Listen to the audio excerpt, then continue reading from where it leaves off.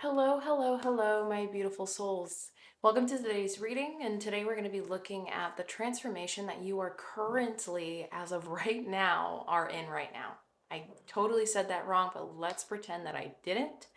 I felt called to experiment with having these intros being a little bit, or a lot of it actually, shorter, because I know some of you guys are extremely impatient. So, we're just going to dive right into this. And before we do, I just wanted to give you guys a breakdown of how we're doing today's reading. That way I don't have to dive into it multiple times within this video, okay?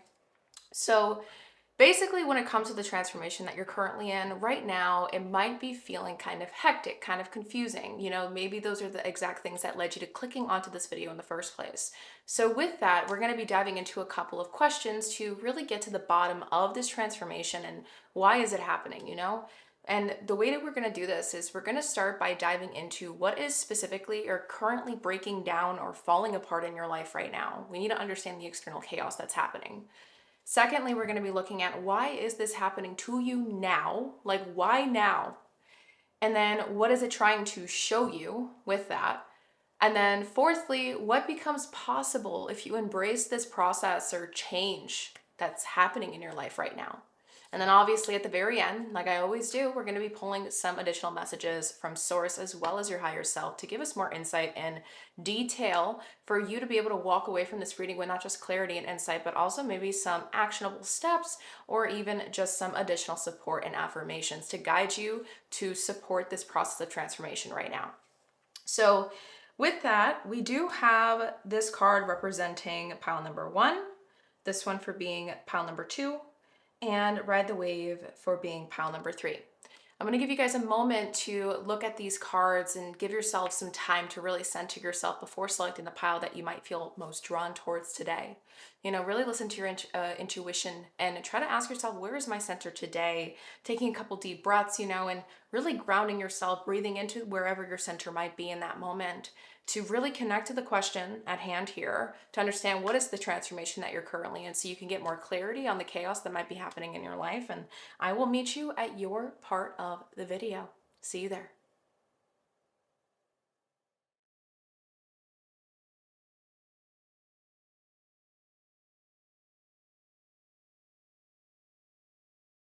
Hello, my beautiful pile number ones. If this is the card that aided you in selecting this pile, the compass card from my Enchanted Map Oracle deck with the number 50, then you already know that this reading is 100% for you in reference to the transformation that you are currently in. So before we start diving into all the cards that you guys cannot see in this frame, I have them nice and organized all over the place on my sides.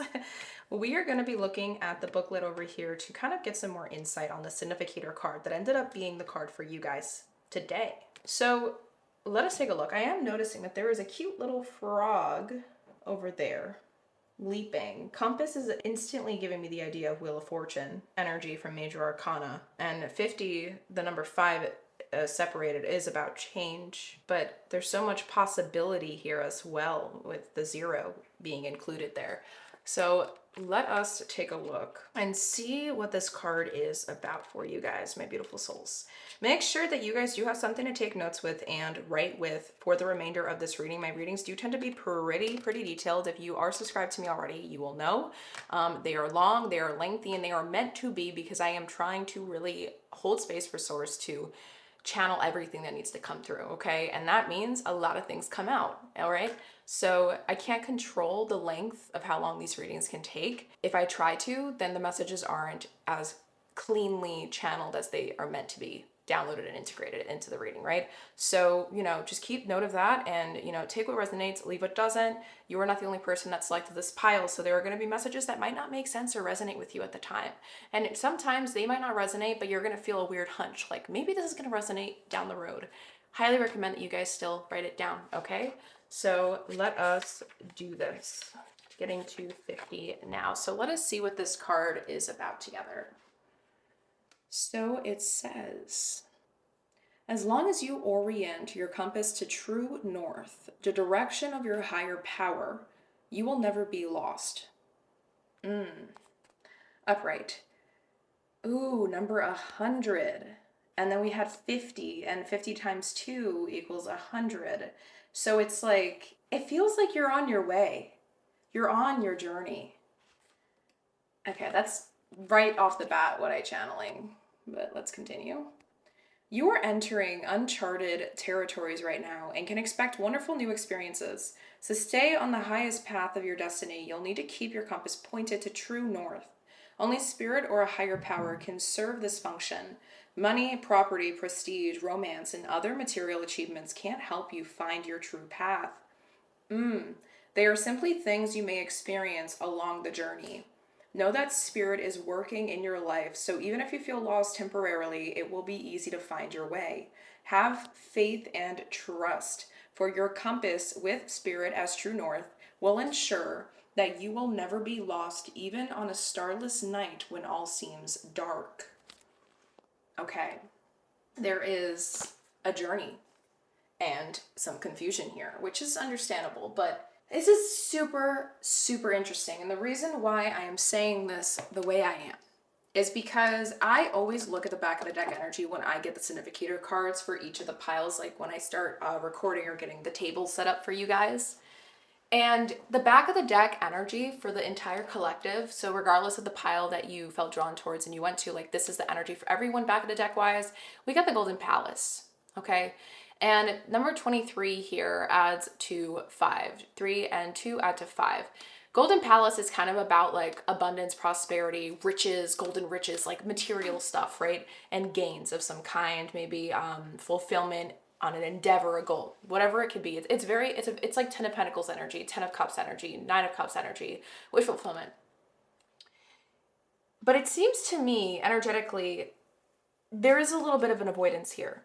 There is some sort of feeling of, I'm fine, everything's fine and dandy, and not wanting to really take a closer look at something when in reality you subconsciously or somewhere in you, you know this, pile number 1, that you know that you should be looking at this a little bit deeper. But I'm hearing you're tired, but I'm tired is what I'm hearing. But I'm tired. Okay, I don't know why you're tired, so we are going to take a look at that now. So I'm just going to slide your significator card over here. Very curious to see where this is going to be taking us, and I did already take the time to get some of the cards out for this first question we're going to be diving into, because I did have a lot of oracle cards for this question or section in particular, which is going to be like what is breaking down or falling apart for you in your life right now. So we're going to be looking at that, and you guys got lots of cards here. And very interestingly enough too, you guys also did get back of the deck energies that wanted to come out as well. So we did get 2 back of the deck energies that did want to come out from my Wheel of Emotions cards and then my Black Moon astrology cards. So I will actually place them here on the side so you guys can see. The back of the deck energy in terms of what's breaking down or falling apart, the first one we have here is bitterness. So with bitterness, it says regret, remorse, self-pity, envy, jealousy, and disgust. So those are some intense words. There's ego in the mix here. So it keeps adding into that storyline when I was sharing, like with the Golden Palace, like not wanting to, using something to band-aid a situation, using something as like a clutch or crutch to make you feel like you're safe or you're good. I don't know how else to explain it, but let's keep going. So, okay. The other back of the deck energy you guys also received here is the card of Yod with destiny and being the number 48, which adds to 12 equaling 3. But then we also have the number 13, which is like the death card, right, of tarot. There is transformation here for certainty. And I do believe that with the Yod card coming out, what we're about to dive into is something that is really meant to change the entire trajectory of your life as a whole, pile number 1. And it's really up to you on whether or not this shift happens or takes full effect. Like you really have all the power here because there is a stubbornness right now that keeps coming through. And I was channeling it earlier, but it's still here, that is in you right now, pile number one. And it doesn't want, it's hard to look at something right now. It's hard. It feels like you put a blindfold over your eyes and you don't want to see what's really going on. You did it willy-nilly or willingly, but I don't know why willy-nilly came out, because it feels like you're like la-di-da-di-da. And this isn't meant to come off as an insult, guys. I just read and I'm very blunt. I'm very straightforward because I can't let empathy mix in with the channel messages, or else they're not going to be the exact way source wants me to channel them, okay? So we have Yod here, and then let's take a look at the rest of all of your oracle cards, okay? So one of the cards that want to come through first is a Shaman Wisdom card, and we have the number 61 with the direction being west with feminine, fall, adult, and earth. And I think that's a badger, I'm pretty sure. So we will look into those cards. I have the booklet over here, actually. Let's look. And then for another emotion card that is in back of the deck energy, you guys have received the emotion pride. And it says in here kind of like an understanding. We feel pride when we allow ourselves to be seen. It can fill up so much that we burst and tears follow, as when we are recognized with an award or see our children flourish. Strange, then, that we have also come to think of pride as an emotion which blinds us to, blindfold. Okay, interesting. And I was talking about ego earlier. Philosophers distinguish between false and true pride, and even as such, moralistic tones can be off-putting. There's something useful in this distinction. There are many reasons why even the pride that philosophers call, in quotes, true, has been treated with caution, and why it is considered a sin in most of the world's religions. Pride might blind us to our limitations, make us overreach and commit the sin the ancients called hubris, which comes before a fall. But the false, in quotes, pride is different. It's there when we think we are backing ourselves, but are in fact being defensive and brittle. This is the pride which makes us refuse help or resist the urge to apologize.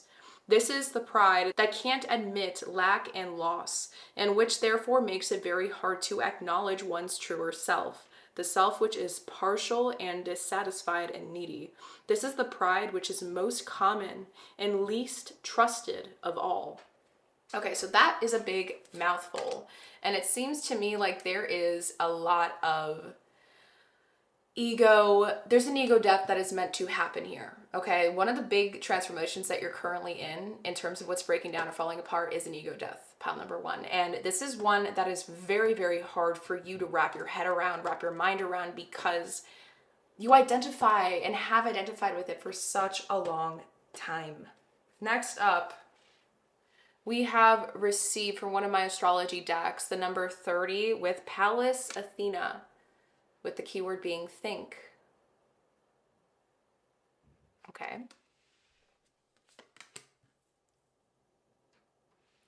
Next up, we have also received Descendant with the number 37, adding to 10 with invitation. See, this is destined for you. Descendant energy in astrology, astrological terms, can be about like soulmate energy, yes, yada, yada, yada. But I also, one of my favorite ways to understand descendant energy is also like the truest part of you, the part of you that's like literally like enveloped in your soul. And depending on like where the 7th house is in your natal chart, it kind of gives you more insight on that, like the part of you that's never going to change, that it's more intense than Lilith energy, you know? And this is just giving me deeper understanding of like, this is something that has been so heavily embedded in you, in your way of functioning, in your way of doing, in your way of living life, functioning, being. I feel like I said a couple words the same, repeated them, I'm sorry. But it's just, I think the reason why I'm repeating words is because there's just so much emphasis here on the importance and significance of this thing. Okay, so we have a couple more cards, you know. So next up, with another astrological card from my Black Moon astrology deck, we have you see how there's 30s, a lot of 30s numbers, and these are different decks. We have the 11th house with friends, with number 35 adding to 8.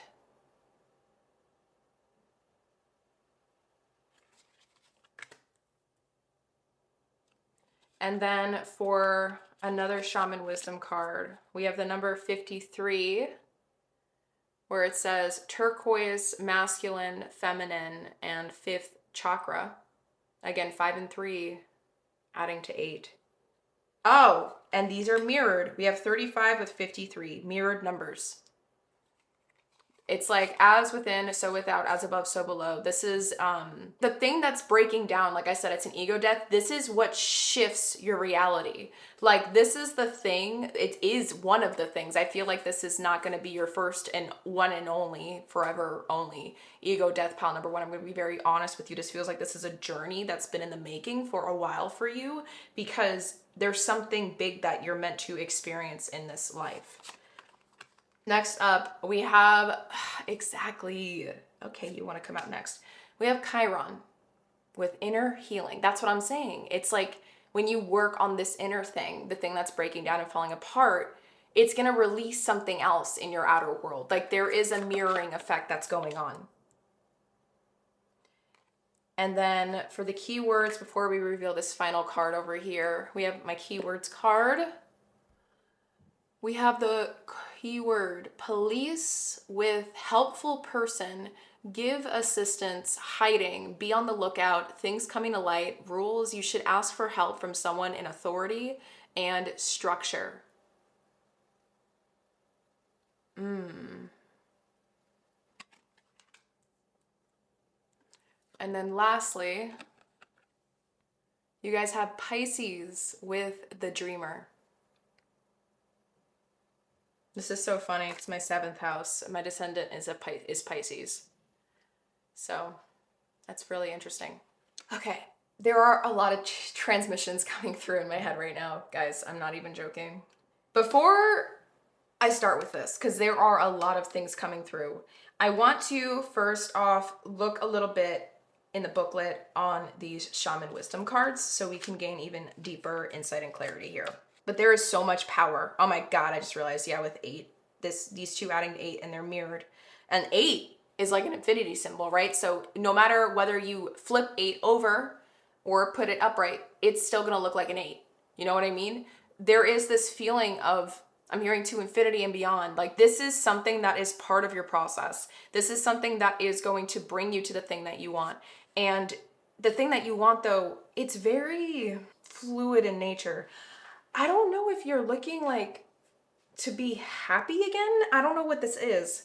Like you think you're happy, but you're not happy with yourself, or there's a core wound here that still runs the show, and hence a lot of the emotions that you show on the outside. It makes you look like you're strong and powerful, this and that, when people see you, but you still think you're not good enough. And I think that's a big core wound that's coming through that seems to be running the show very large in your life, and that's why there is a big ego death coming through. But let us again see this. Okay, so 61, we're going to read these in order in the way that I pulled the cards out. So, okay, for West, it says, West, I am the West, I am sunset, I am dusk, I am the most powerful, see that's power, that's what I'm saying, intensity.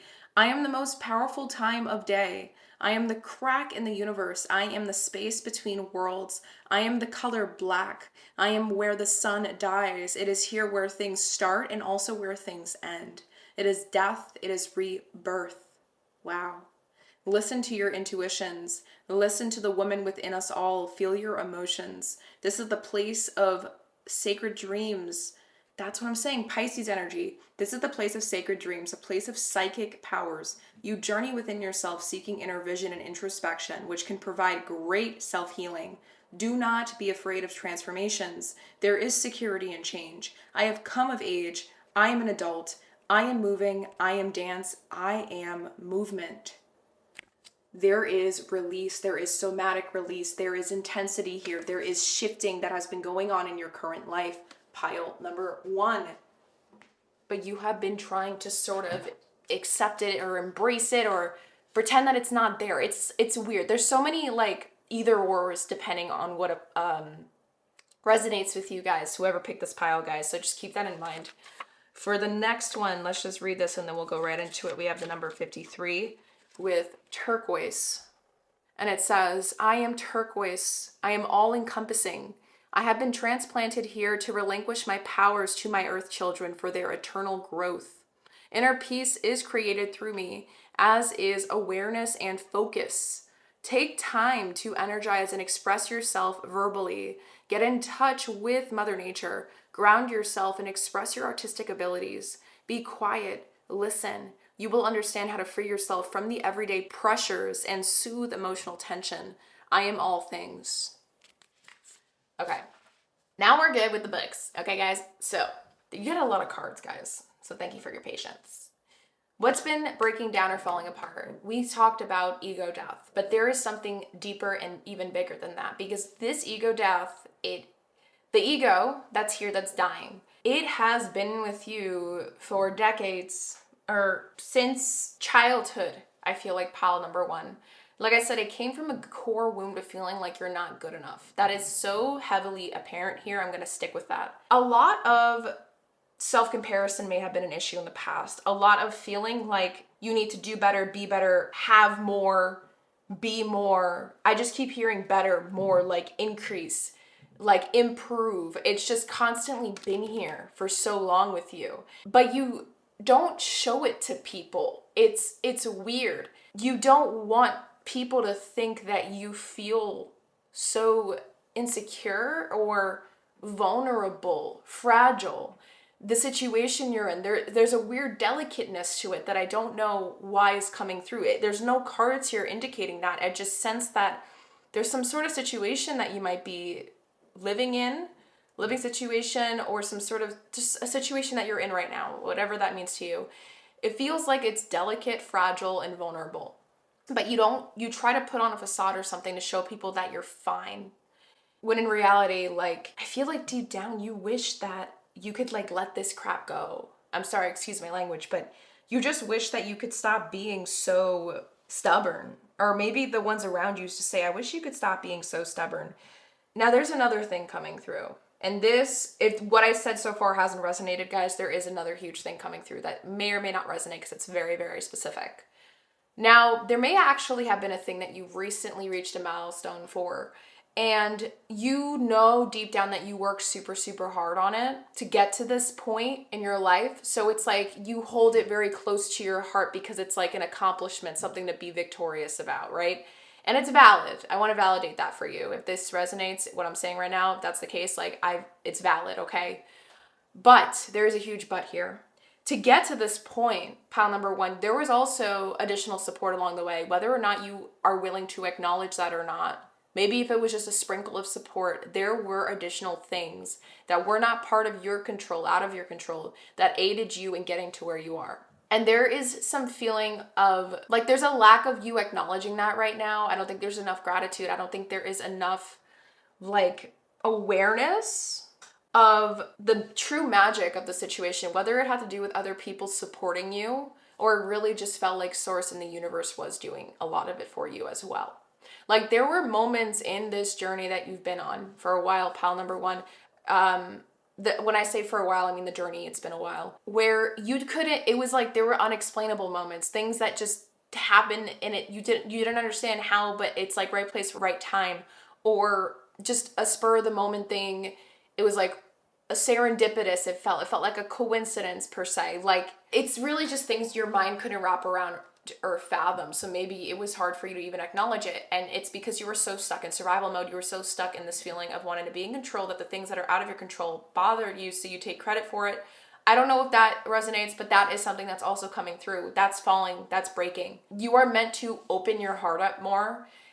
This ego that is going to help you with that. I want to cut this. I don't know why. You are divinely meant to, because you have lived. Oh, this is so interesting. I realized. So the number 15 is instantly giving me the energy of the major arcana, devil card. Gemini is about, I think, right? It's ruled by Mercury. Pallas Athena is technically about like how you process things mentally as well. But it's also about like, there's a benefit with Pallas Athena, like your placement, depending on the placement you have in your chart. There's this feeling though that your analytical nature is used as an excuse, quote unquote. That's what I'm hearing in my head, guys. Don't hate me. I am just the messenger, okay?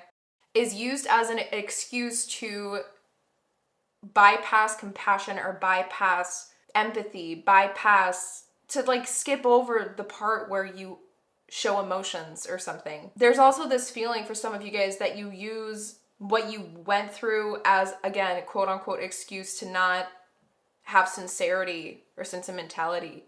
Or like I'm hearing like you're just really stuck in some sort of illusion that is one of the biggest reasons why the thing that it is that you want isn't there yet. You have a lot of the things. It's just there's this one thing that you still feel like you're lacking and you don't want to admit it to yourself. You'd say, I don't need it in my life is what I'm hearing. Like you act like you don't care. Oh, this is driving me insane because it's like, I'm trying to dive into this, but I keep channeling your energy and it's like, I could care less. Like, I don't care. Like, why am I even listening to this? I don't know if I resonate. Like, yeah, you do. And if you're still here listening to this, there's a reason, pal number one, you know?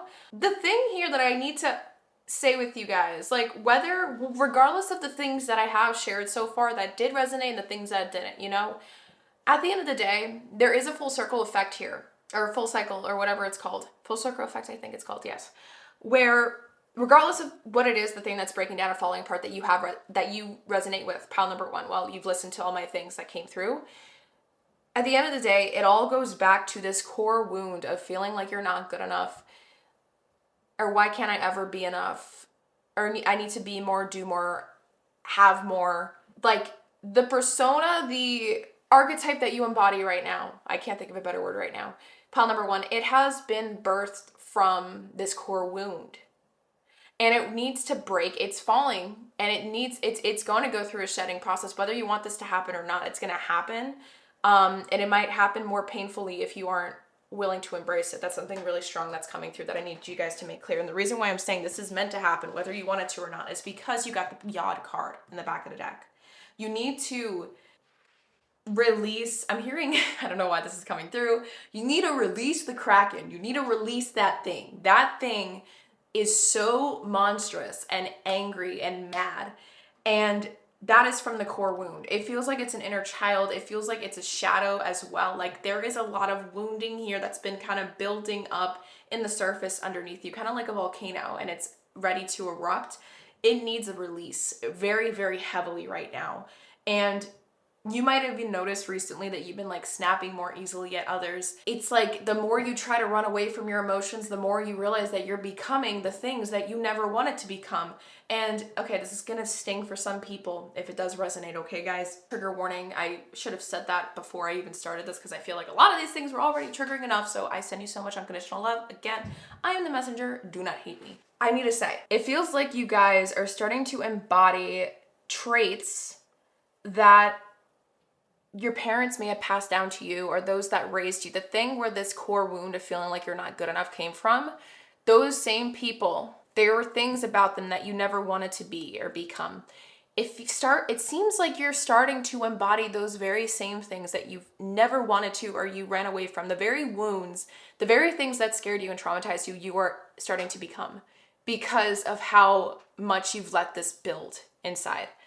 All that gunk needs to get released, pile number one. It is so crucial for your growth journey. It is so crucial for you to go into the next step, the next era of your life, and to find peace within you again. And I am hearing a lot of you guys, you feel like peace is like impossible. I'm hearing at this point, I don't even think that's possible. Yes, it is. Okay, I want to make that clear. I know that everyone has gone through their own fair share of SHIT growing up. Okay, everyone has. Maybe you are going to be one of those people that say, I've gone through more, okay, and you will never understand. Maybe, I mean, I probably won't understand. No one's ever going to understand the way you do. But are you going to let that thing be the very thing that controls you forever? Are you going to let that thing be the very thing that controls all your actions, your thoughts, your behaviors forever? Are you going to let that thing rule over all the relationships and connections that you make moving forward? Whether it's friendships, reciprocal, work related, or romantic, you know what I mean? Because this thing is going to keep ruling, and this is what is falling. This is what's breaking down, because there is something new that's trying to take place, and it has more to do with love and to help you get closer to that inner peace within. And that's going to drastically shift the entire trajectory of where your life is going when it comes to your social life, when it comes to the people that you attract or you feel like you're not attracting enough of, because I feel like a lot of you guys feel like you're more loners rather than like social butterflies. And if you are social butterflies, it's usually for some sort of self-gain of some kind, or this feeling of like having an image, like for image reasons, self-image or external image, reputational reasons. I don't know how to explain that, but that is also what came through. So I know that was a lot, guys. I know I bounced all over the place. That's why I say take notes, right? You guys are gonna hate me because what am I gonna do? I am going to clear this table up, okay? So I really hope that you guys took notes because now this ain't gonna be here. So what I am going to do though to memorize these astrological stuff that you guys did receive card-wise, I'm gonna be writing them down. So back deck, we had bitterness because we're gonna need them later. And we had Yod, destiny, with the number 3/12. Okay. And then we had Pallas Athena, descendant, Pisces, and the 11th house, and Chiron. Okay. Okay. We're gonna need that for when we look in the like last part of the stuff we're looking at, okay? All right, so we're gonna clear this up, guys. Give me a moment. Okay. So with that, let us now move into the next portion of your reading, which is where we're going to be using actually two different tarot decks that I felt called to use for today, which is my Vice Versa Tarot deck and my Voyager Tarot deck here, okay? So we're going to be looking at why this is happening to you now and what is it trying to like show you, okay? So to understand this, we're going to be using my Vice Versa Tarot to look at the first portion for why this is happening to you now, okay, pile number one. And okay, so normally when you shuffle this deck, you're meant to do it like this. And I absolutely, okay, I don't hate anything, that word's too strong, but I absolutely despise, very strongly dislike shuffling cards that way. So what I'm going to do, I did try before and it looked really nasty and ugly. It was embarrassing. What I am actually going to do instead is I'm going to shuffle it regularly like this, and any reversals we get, to me, I'm gonna see them and read them as not like a typical reversal, but I know that that just means like, let's say the card lands like this, right upside down. It's not like upside down. It means that I just got to turn this card over. Okay, does that make sense? So I hope you guys get that part, okay? So let me just shuffle it. We're going to be looking first at why this is happening to you now, or why is this happening to you now, right? So why is this happening to pile number one now?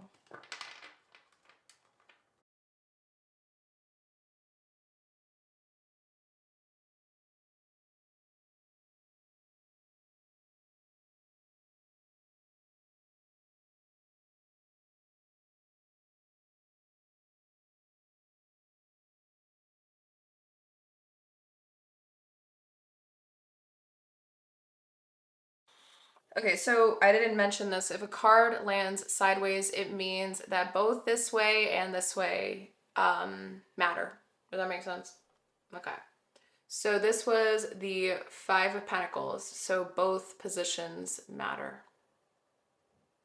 There's heaviness here with Five of Pentacles energy. Okay. So for the back of the deck energy, you guys received the Ace of Pentacles upright. Opportunity. And it has to do with something you want. Okay, that was the other thing I almost forgot to share earlier. An ego death is breaking to help you shift something you want deeply. You don't want to admit that you want it, but I think it's because you know how hard it's going to be to actually get it. There's this deep acknowledgement of it, but you also don't want to admit it to yourself. Like, I have everything I need, I'm fine, but it's weird. I don't know how to explain it more than how I already have so far. Okay, so looking at this before we go into the next part.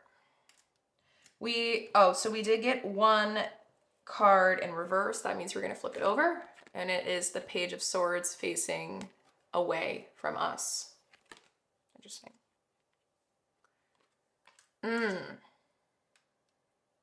But then we have, okay, so we have the Page of Swords, the Page of Wands, the Eight of Pentacles, the Fool card, and the Five of Pentacles revealing itself sideways for both energies.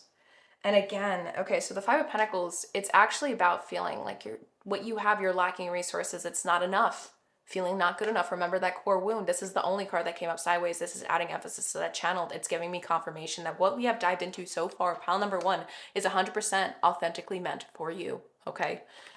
And there is depth here. And now I'm getting a little bit emotional. This feels super, super intense. So when I film my pick a card videos for you guys, I try to film, I know it's gonna sound crazy, but 3 months in advance. So I try to get these readings set up 3 months in advance, so it gives me more time to work on my business and do my other things. And these are timeless readings. So whenever you find them, it's meant for you regardless. There is a new moon in Scorpio right now, and it is about to become a new year. This new moon is it's today. It is one of the most powerful and intense new moons of the entire year. And we're ending this year with this new moon. The energy here, pile number one, it's heavy. Okay, I'm going to be so honest with you. This is happening to you now. Oh my God, why do I want to cry so hard? Because you would have never looked at this if it didn't show up the way it is now, or has.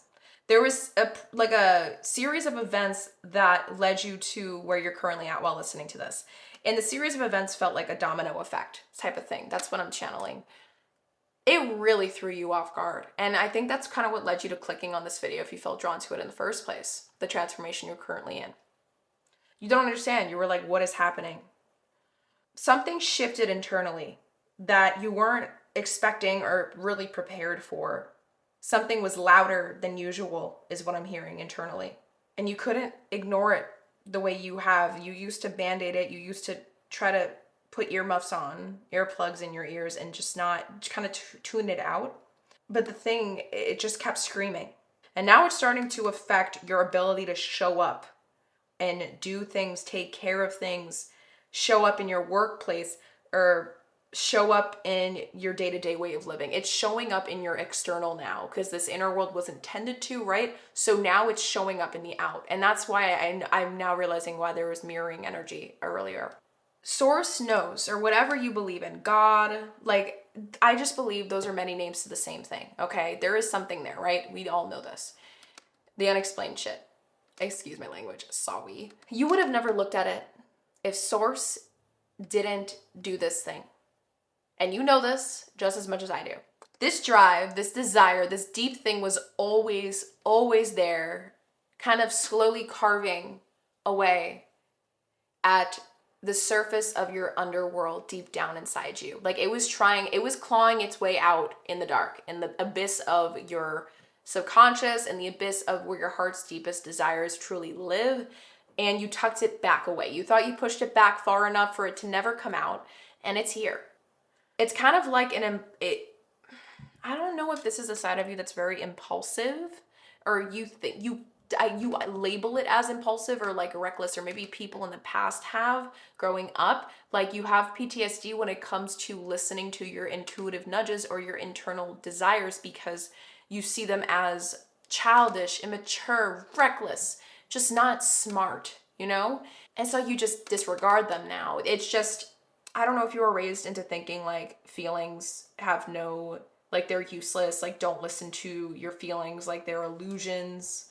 Another thing that's coming through, some of you guys may have been raised in like a very strongly religious family, and in the religion that you were raised in, like they used to say like your emotions are deceptive and that you shouldn't listen to them.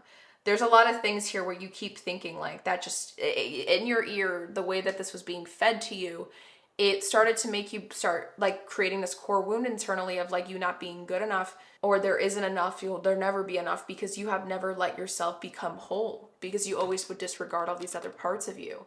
And the thing that's happening to you now, it's happening to you now because it's time to come up. They were never meant to be repressed forever, pile number one. You know this just as much as I do. They were never meant to be repressed. It is exhausting the amount of time that you took trying to hold this in. Like, oh my God, my heart. Oh my God, my heart. No one ever deserves to shut up and just say no words about how they really feel forever.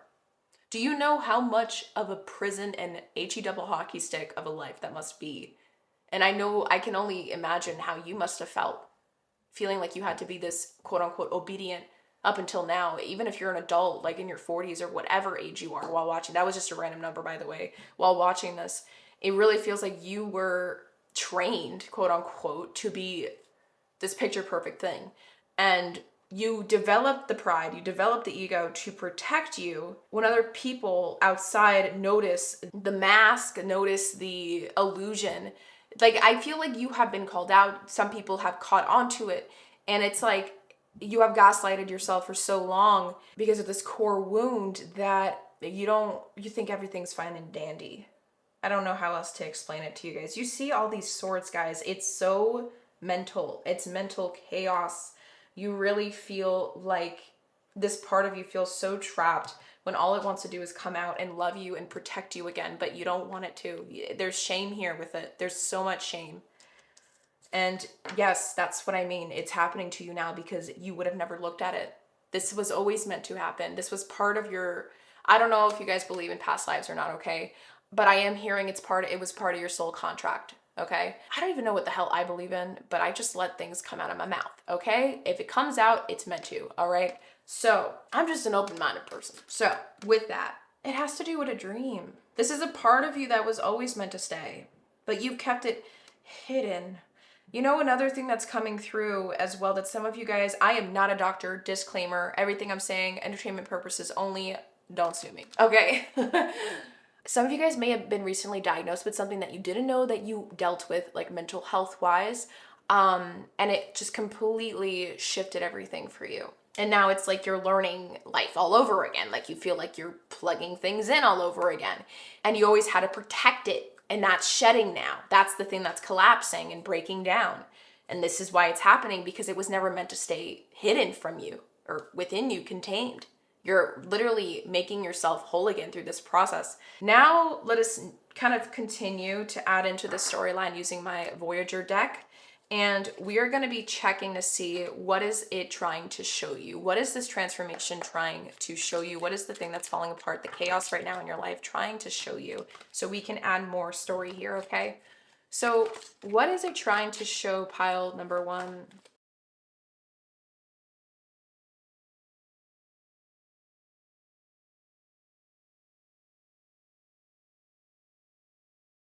I don't know why Source is asking me to do it this way, so I'm going to go with it. Back of the deck energy here is the Nine of Worlds, which is known as the Nine of Pentacles. And I absolutely love this for you. Oh my God. Okay. Nine of Worlds with the keyword being harvest. Oh my gosh. I know it feels like chaos right now and you feel confused and there's a lot going on, okay? And you're trying, your nervous system, your body, your ego, your brain, your mind is just trying to protect you with all its might. But I gotta let you know, this is literally taking you one step closer to finding happiness, real, true happiness. And here's the weird thing, and I hate what's coming out of my mouth because I am not the person that says happiness is outside of us, right? You can always find happiness in you, just have to unlock it, you know? We can be happy right now regardless of the situation, but we have to choose that, right? For you, it never felt that way. It felt like it was out there still, and no matter what you did, you couldn't unlock it. But it's because there was something hidden, there was something that wasn't being looked at, and this is the death. This is literally trying to show you how much of a badass you've always been, how much stronger you've always been. Like, You kept thinking you weren't enough, and this core wound was feeding so much. Oh my God, I'm getting so emotional. This core wound was doing so much chaos, guys, for you. Regardless of what resonated for you at the beginning of this reading, when in reality, it never had to do any of that. You never had to protect yourself, my love. Like, you still made it. You still figured it out. You still did so much. And you're meant to validate yourself. You're meant to love yourself. You never really truly loved yourself enough, pile number one. This is where things are going to change in that regard for the better. So that you start attracting the right people that love you just as much as you love yourself too. But that's the thing that's transforming, because you're still in that process. Okay, so the cards that we did get upright is the Ace of Wands, with the keyword being illumination, an awakening, fire, rage. That's what I'm saying. Like, that's literally like these explosions, and then the Page of Wands here. This is what it's like. This is new. This is so new. This is something that hasn't been explored yet. You're still learning. Oh, I was going to show you these, but I'm just going to keep going with how Source wants me to do this. Oh, and then we got a card that did come up in reverse. Interesting, because I didn't put any reversals, so maybe it landed that way, but we're going to keep it as a reverse. It says the keyword being setback, with it being the Five of Worlds. Again, this is the Five of Pentacles. You get the Five of Pentacles twice, okay? In reverse. Setback in reverse. What is it trying to show you? The thing that you thought that made you dumb, stupid, worthless, not good enough. I hate all those words, guys. It's just what's coming through. Whatever you used to call yourself behind closed doors, deep down, the things that people used to call you growing up, or whatever this is, these voices that aren't your truth. This happened to show you that all those things were wrong. All those things were wrong. They were never your truth. And now you get to fill in the blank. The thing that dropped, the other shoe dropped is what I'm hearing. It has created a whole new world and era for you to exist in. This time, happy. But the integration is what you're experiencing, and it's very uncomfortable. It is very hard to hear. There is so much rage. There is so much release that wants to come through. The pairs that wanted to come through here is the Guardian, which is known as the Woman of Crystals, also known as the Queen of Swords. She's the protector of the mind, the boundaries, and the thing that you've set your mind on. Do you know what I mean? Like that stubborn energy, kind of like what I was talking about earlier. And then paired with it is the Hierophant. Now you know the truth. It was trying to show you the truth.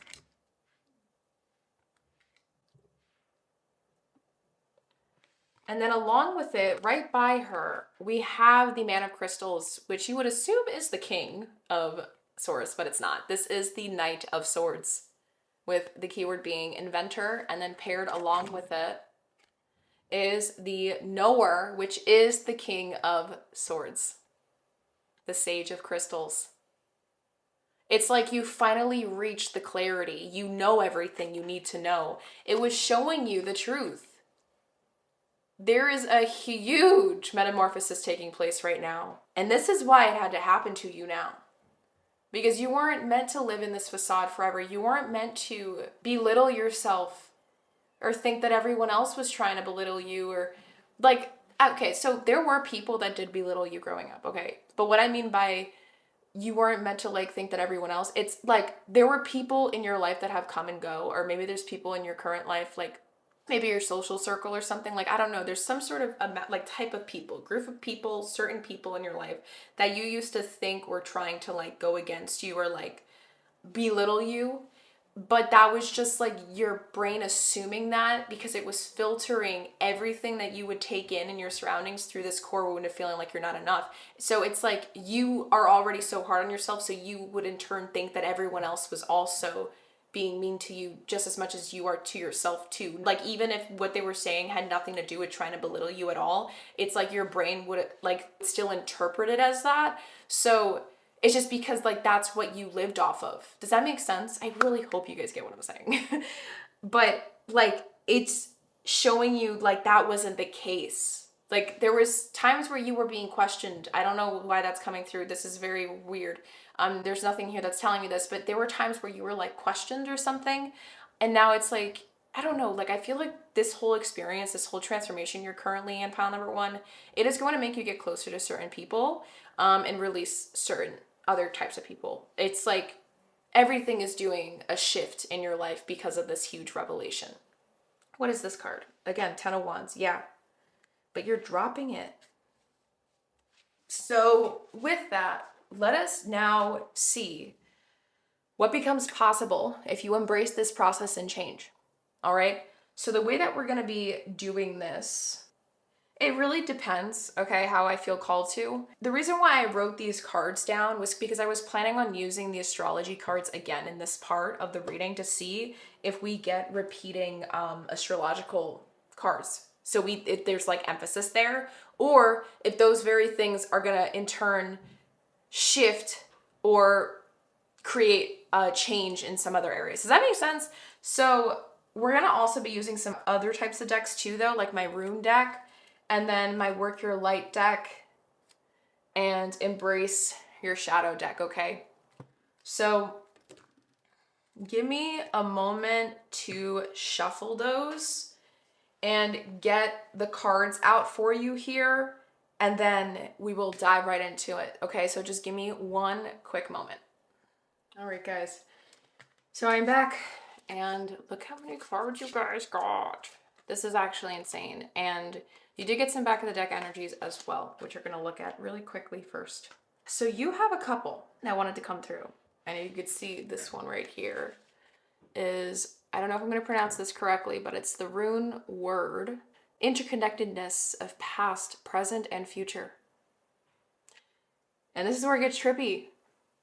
Because then another back of the deck energy you gained is also Mercury retrograde with reinvention. And 5 and 1 adding to 6 gives me this idea of energy exchange. Interconnected. You're realizing a whole full circle effect in your life right now. And through embracing this process, you're going to start to get an opportunity to reinvent yourself in ways that you never thought you could or you were worthy of, is what I'm hearing. Because of this, the fear of failure. Mistakes are not the enemy though. They are stepping stones toward mastery and understanding. And I think now you're realizing like the slip ups that happened, like they happened because of a bigger reason. It's like you're having this whole realization effect come through. And then the last back of the deck energy you received was the 12th house with introspection. And you have 50 again. Like, there is a huge inner world healing shift, a shape shift of your inner world right now that's taking place. And it's huge integration. I'm just zooming out so you guys can see these back of the deck energies. Huge integration. I don't know where to put this. I'm trying to figure out where to place everything, guys. Sorry. So let us take a look at the cards here. First card that wants to come through. What becomes possible if you embrace this process and change? The fear of love.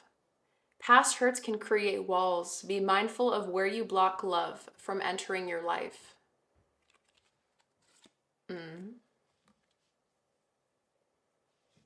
Next up for a rune, you have the Manaz rune, where it says the self, the individual, or the human race, your attitude toward others and their attitudes toward you.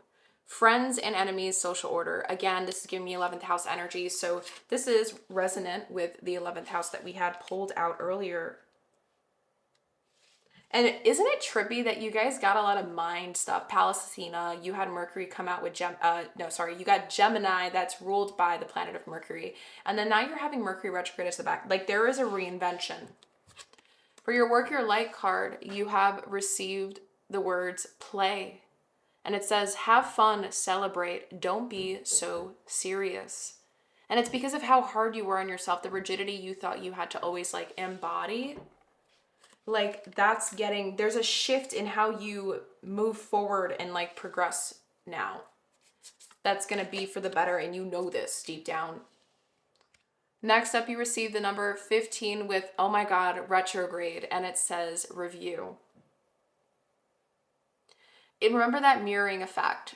You know, inner world shapeshift, your outer world's going to shapeshift. There is a whole shift going on, and it's all for the better. And then another embracing your shadow. This is called my embracing your shadows deck, by the way. If you guys like, I love this deck. We have reclaiming your body. If past wounds have disconnected you from your body, it's time to come home to yourself. And you're learning this, like you're becoming whole again. I'm covering that Five of Pentacles. Screw you. Okay. Second for the last embracing your shadows card, sorry. We have self-sabotage awareness. Where are you unconsciously blocking your own growth? Identify the patterns. You are realizing it. And for the final two astrological cards, you got Pisces again with I believe, adding to 6. And then lastly, Black Moon Lilith with the keyword mystery and the number 12 coming out again. There's like mirroring energy. So what becomes possible if you embrace this process or change? Pile number 1. You're going to start realizing how capable and worthy you actually are of the things that you do deeply desire.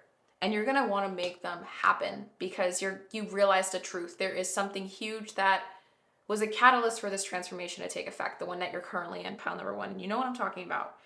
And this whole thing, it happened to age you in getting to the thing or attaining the thing that you've always wanted. And now you're realizing how close it actually was this whole time to you, but you couldn't see that because of everything that you were trained or taught to see it as before. I don't know if that makes sense. Like, there really was, it feels like something just got flipped on its head, and now it's like a whole different way of seeing it that you're not used to, and it's like you're still trying to get used to it.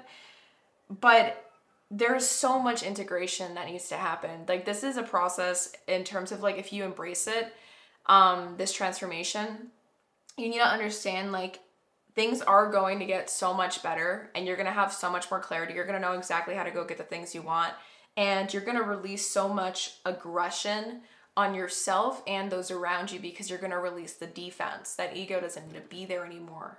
It was protecting the wrong thing for the wrong reason. And everything's going to change drastically. How much you believe in yourself is going to change drastically. How you showed up to certain situations and how you handled relationships with people is going to change drastically. And it's all just going to benefit you if you embrace this process. Like, it's going to benefit all different areas of your life, whether it be love life, social life, financial life, work life, personal life, home life, like, etc. This is all going to change.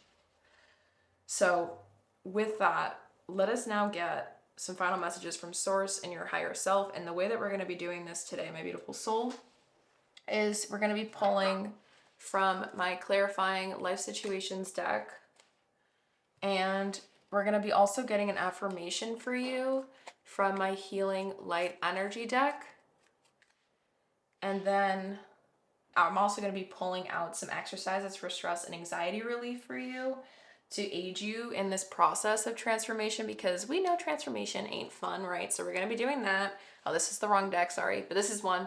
It's this one. And then we're going to be using my Stress Less deck. So these are 2 actionable steps that you're going to be able to take away with you. I would want you to pause, screenshot if you're using like your phone to listen to this, or a MacBook, you know, if you know how to screenshot, or just pause and write it down, take notes. Are going to be some exercises you guys can take along with you on this journey of transformation to embrace this process and work with it, right? Not fight it or run away from it further. So and then I forgot to finish it. We're going to be pulling some sliplets of paper, all right? Channel messages for you to walk away with to end this reading.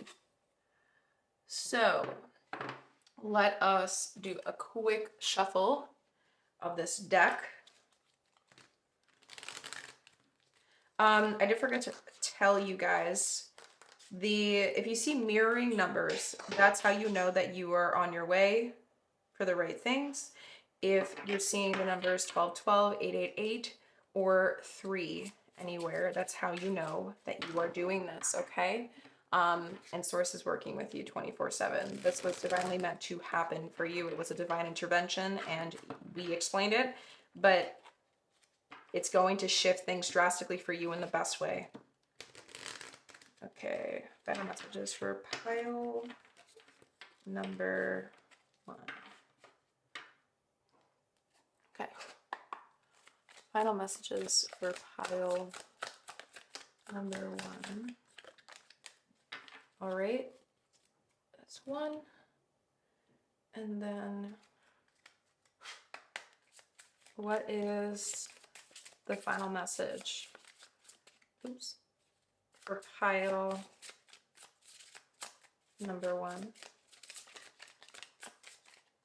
Okay. Oh, you guys got 2 healing light energy affirmations here. And then, where's the other cards? Yep, here. What is the actionable step for pile number 1? All right. And what is the actionable step for pile number 1? The final actionable step to aid them in this transformation process. Beautiful. All right. And I believe that is all we have here for the cards. Yes. All right. So let me just scoop them up. So before we get your slippets of paper out, right? You guys have, we're going to do the exercises last. So we're reading the ones that landed upright messages. Roots of stability. Ground yourself in what nurtures your being, establishing a stable base from which love and career can bloom. Ground yourself in what nurtures your being, establishing a stable base from which love and career can bloom.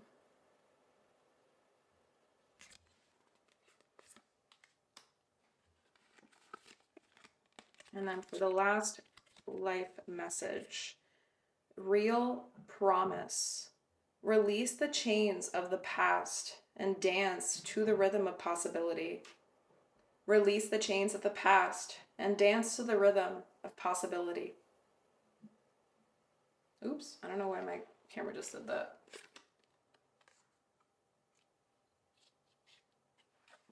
And for your healing light energy affirmation messages, I want you to pick the one that resonates the most. If both resonate, great. Pause the video, write them down, okay?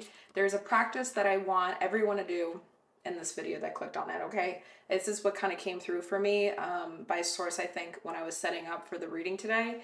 And I think it's an exercise that they want me to invite you to do. So whatever these are going to be, pick the one that resonates or get both if they both resonate. You're going to write it down. I encourage you guys, I invite you guys to do this practice. Write it down once a day.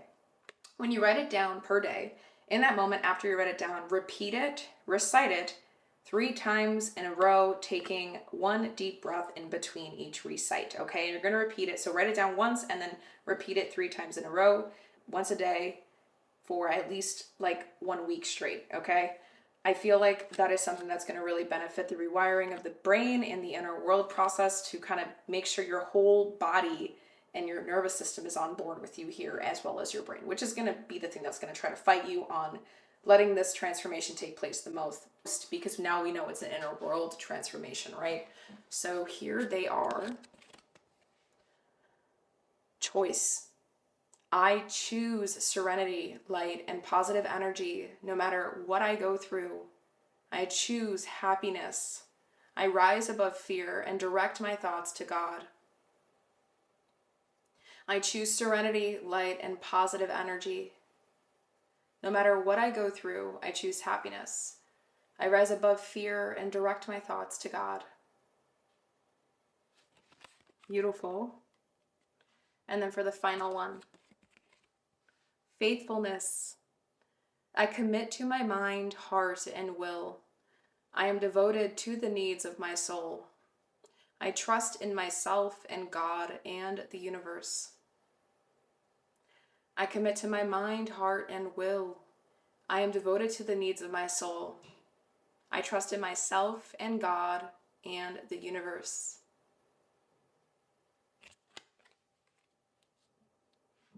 And for the final exercises you guys have,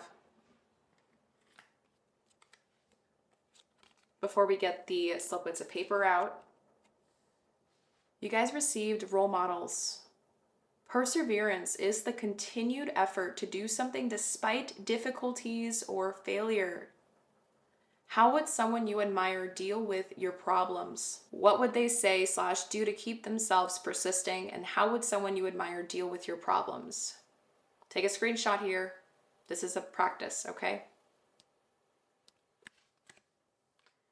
And for the final little practice or actionable step you guys can take along in your journey, we have the number 44 adding to 8. There you go, confirmation. Thank yourself for what you're good at. Write down all the things that you are impeccable at, all the things you've heard from your friends, plus all the things you yourself think you know how to do. They can be big and meaningful or small and invisible. When you are finished with your list, thank yourself for acquiring and keeping all that skill. Gratefulness adds to positive reactions in our body, and it helps you be more present and diminishes the feeling of stress. There you go. Please take a screenshot. I feel like this is something that's going to be so beneficial because I think I brought up gratefulness or gratitude earlier. And then let us now pull out the final messages for you guys, okay? Let's do this. Okay, love. So I already got the sliplets of paper out. And the first one says, this isn't about clarity, it is about courage. You already know what's true. You're just afraid of what the truth will cost you. But what's the cost of ignoring it? This isn't about clarity, it is about courage. You already know what's true. You're just afraid of what the truth will cost you. But what's the cost of ignoring it?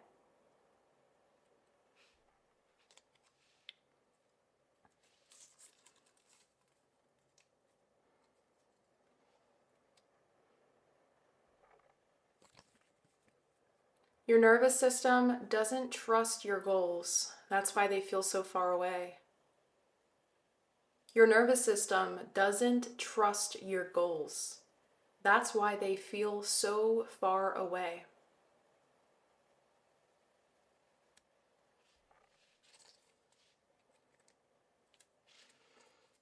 You don't believe in yourself yet. That's basically, if you don't understand what that means, I just want to make sure. That's saying, like, if you're not fully aligned with belief in yourself and all these things, right? Your nervous system isn't going to trust you, right? So the goals, whatever this is that you want, it's going to feel far away when you're not letting yourself come home to yourself, you know, and making yourself feel whole, believing in yourself, filling in the pieces, you know. Okay. This is a funky page. Look at this paper. It says, your words are powerful. Speak from truth, not defense.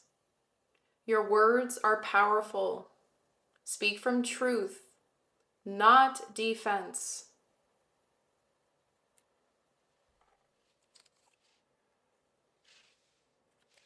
There is something that wants to come through with releasing. So maybe like you have something you need to tell somebody. The second to last message that you got here, my beautiful pile number ones. Not all transformation is glamorous. Sometimes it's doing the same hard thing again until it's not hard. Not all transformation is glamorous. Sometimes it's doing the same hard thing again until it's not hard.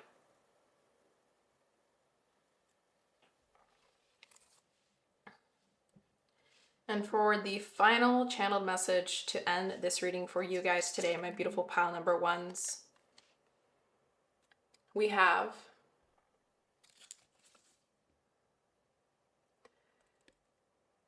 this path requires more of you, but not in the way you think. Not more effort, more honesty, more alignment. Oops. More staying, more saying what you actually mean. This path requires more of you, but not in the way you think. Not more effort, more honesty, more alignment, more saying what you actually mean. There is a truth, there is a release, there's something that needs to be expressed. That has come through so many times, right? So with that, pile number one, I think this is where I think you know what this is about, and I'm gonna hold space for that. I'm not here to figure it out for you because these messages are channeled for you from source, okay? And I send you guys so freaking much unconditional love. You have no clue. I feel so honored that I got to do this reading for you. I got to hold space. I got to channel your energy, and that just feels like such an honor. So, if you were here till the very end, from the bottom of my heart, I send you so much unconditional love. I'm so grateful, and I appreciate everyone that comes through and listens to these readings, and that like source kind of guides you here. It's beautiful how the universe works. We get to come together that way, and it's like we would have never met, we would have never connected if it wasn't for this video, that sort of thing. And I just find that always so divinely led, so serendipitous, and so like divinely guided. It's like meant to happen sort of energies. So if you feel like you resonated, if you feel like this reading really did serve you in some way, shape, or form, please feel free to join my community that I am trying to build. I'm trying to build a community of like-minded individuals that are ready to really, truly, and genuinely become their own inner healers, their own best friends, and their most healed version of themselves. And I feel like in order to be able to do that, we have to build a tribe. So we know that in that journey, we don't have to be alone, because I feel like with healing, a lot of people avoid it. They run away from it. They find it scary because it's so lonely. And it is, because I've gone through it. But that's why I created this community, because I want us to all remember, like, we don't have to do this stuff alone. We don't have to go through all the dark stuff alone. So if you feel called, feel free to subscribe, hit the thumbs up button or thumbs down, really. In all honesty, any engagement you do really does help support me. And if it resonated, that would mean a lot. Feel free to share your story in the comment section down below. I love to hear what you guys have to say. Let me know which pile you picked, and I will respond to you in when I'm able to. But with that being said, hopefully I'll see you in my next readings to come. I hope you have a beautiful rest of your day, and bye.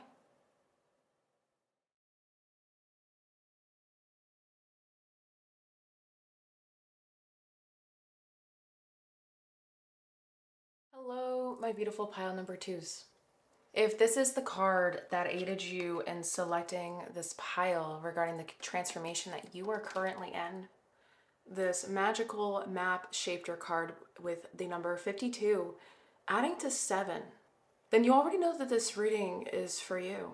And we're going to be diving into a couple of really interesting things today. If you guys listened to the overview, the structure, the game plan of how I'm doing this reading, it was in the introduction portion of this video. I just recently started to try to like experiment on different ways of doing these readings for you, because I'm not sure if the videos are too lengthy. Like, I'm just trying to see different ways, and you guys can always give me feedback in the comments below how you prefer doing things if you've been subscribed to me already. But I already took the time to get the cards out for the first part of this reading that we're going to be diving into. And I did get a lot of the back of the deck energies. So all the decks that I did end up using for this first section, all of them wanted to be shown as back of the deck energy. So right off the bat, I was already able to kind of channel and like tap into the current state that you're in right now, pile number 2, energetically. And it is intense. There's so much change and shifts and shape shifting, that has just completely feels like it turned your whole life around. And not, I'm hearing it's supposed to be positive, but it doesn't. And you are doing everything in your might to keep trying to see like that light at the end of the tunnel, because you don't want to get into a hopeless mindset. You don't want that. I feel like you're a real fighter, pile number 2. You have some sort of like warrior energy to you that I feel like you have never received enough credit for in this life. That hurts, you know? You really are a big fighter for the things that are important to you, but when it comes to like you don't want to give up, okay? I feel like maybe you've gotten to a point in your life in the past where you were feeling that essence of giving up, and you don't like, I don't know if you made a promise to yourself like you never want to re-experience that again, or experiencing the quote unquote rock bottom.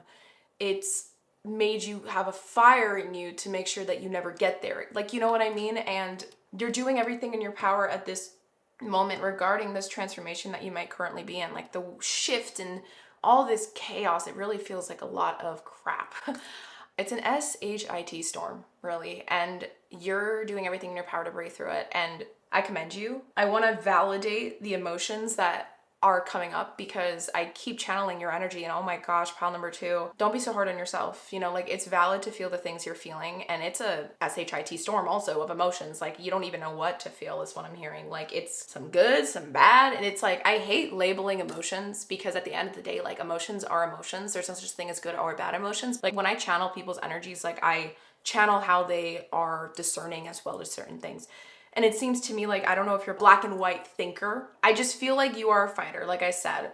So maybe the black and white thinking is just popping up because you're trying to do everything in your might to not even let yourself lean more towards the quote unquote negative, bad emotions, even though I don't really believe in the labels. And I think that there is some sort of big experience that has to do with this transformation that you're currently in, that you're kind of being challenged to embrace all of what's on the table right now, the tornado, the SHIT storm, basically, because that's where you grow. Like, there's something here that it's trying to show you. Like, obviously we're going to dive into this.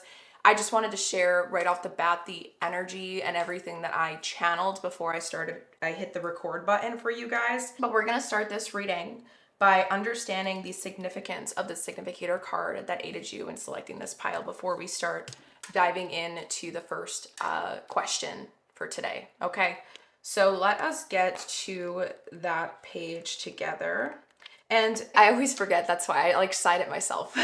Make sure that you have something to take notes with, okay, guys? My readings tend to be pretty lengthy. I do not like to time my readings. I will never try to rush my readings because I have tried to do that in the past when I first started my channel, and I feel like I didn't really hold enough space for source to come through truthfully, rawly, pretend that's a word, and fully, organically, and authentically. So in order for me not to let my ego filter and sort through the things that come through as downloaded messages for you guys, I need to hold the space and take my time doing these, okay? So if you don't have time to listen to this, you know, make sure that you can do it at another time. Personally, when I listen to really long readings and I like to listen to pick of cards on YouTube for myself, I like to use the playback speed button and just go to 1.5 and listen that way. But make sure you are taking notes, okay? For some reason, specifically for you guys, I'm instantly picking up on this energy that you're gonna like wanna take notes for this reading. There might be some things that I'm going to say, is what I'm hearing, that might not resonate as of right now, but it will. I'm hearing, I don't know why, the numbers is popping through. 2 to 3 months later, that's the time frame I'm picking up on, that like you're gonna regret not taking notes if you don't. Okay, so please take notes. There are some things in here that are gonna be very helpful for you to like look back at 2 to 3 months from now, or you're gonna have like things are gonna click, and like, oh, you're gonna be like, oh yeah, like this reading I listened to whatever ago, it makes sense now. You know what I mean? So just make sure you're taking notes and cherry pick what resonates, leave what doesn't. But there will be some things that might not resonate now that will. Source wants me to say that, okay? So, oh, and trigger warning, okay, the readings that I do, how I talk, I'm very blunt, I'm very straightforward. Like I said, do not like to filter what comes through. What that means, the way source wants me to speak or say things, okay, the tone of voice, the way I say it, it comes through how it's meant to for you, how it wants to be said. So remember, I am the messenger. Do not hate me. Do not be like, how could she be talking to me like this? Like, of course I don't even know you. Look, we're talking through a screen, bro. Respectfully.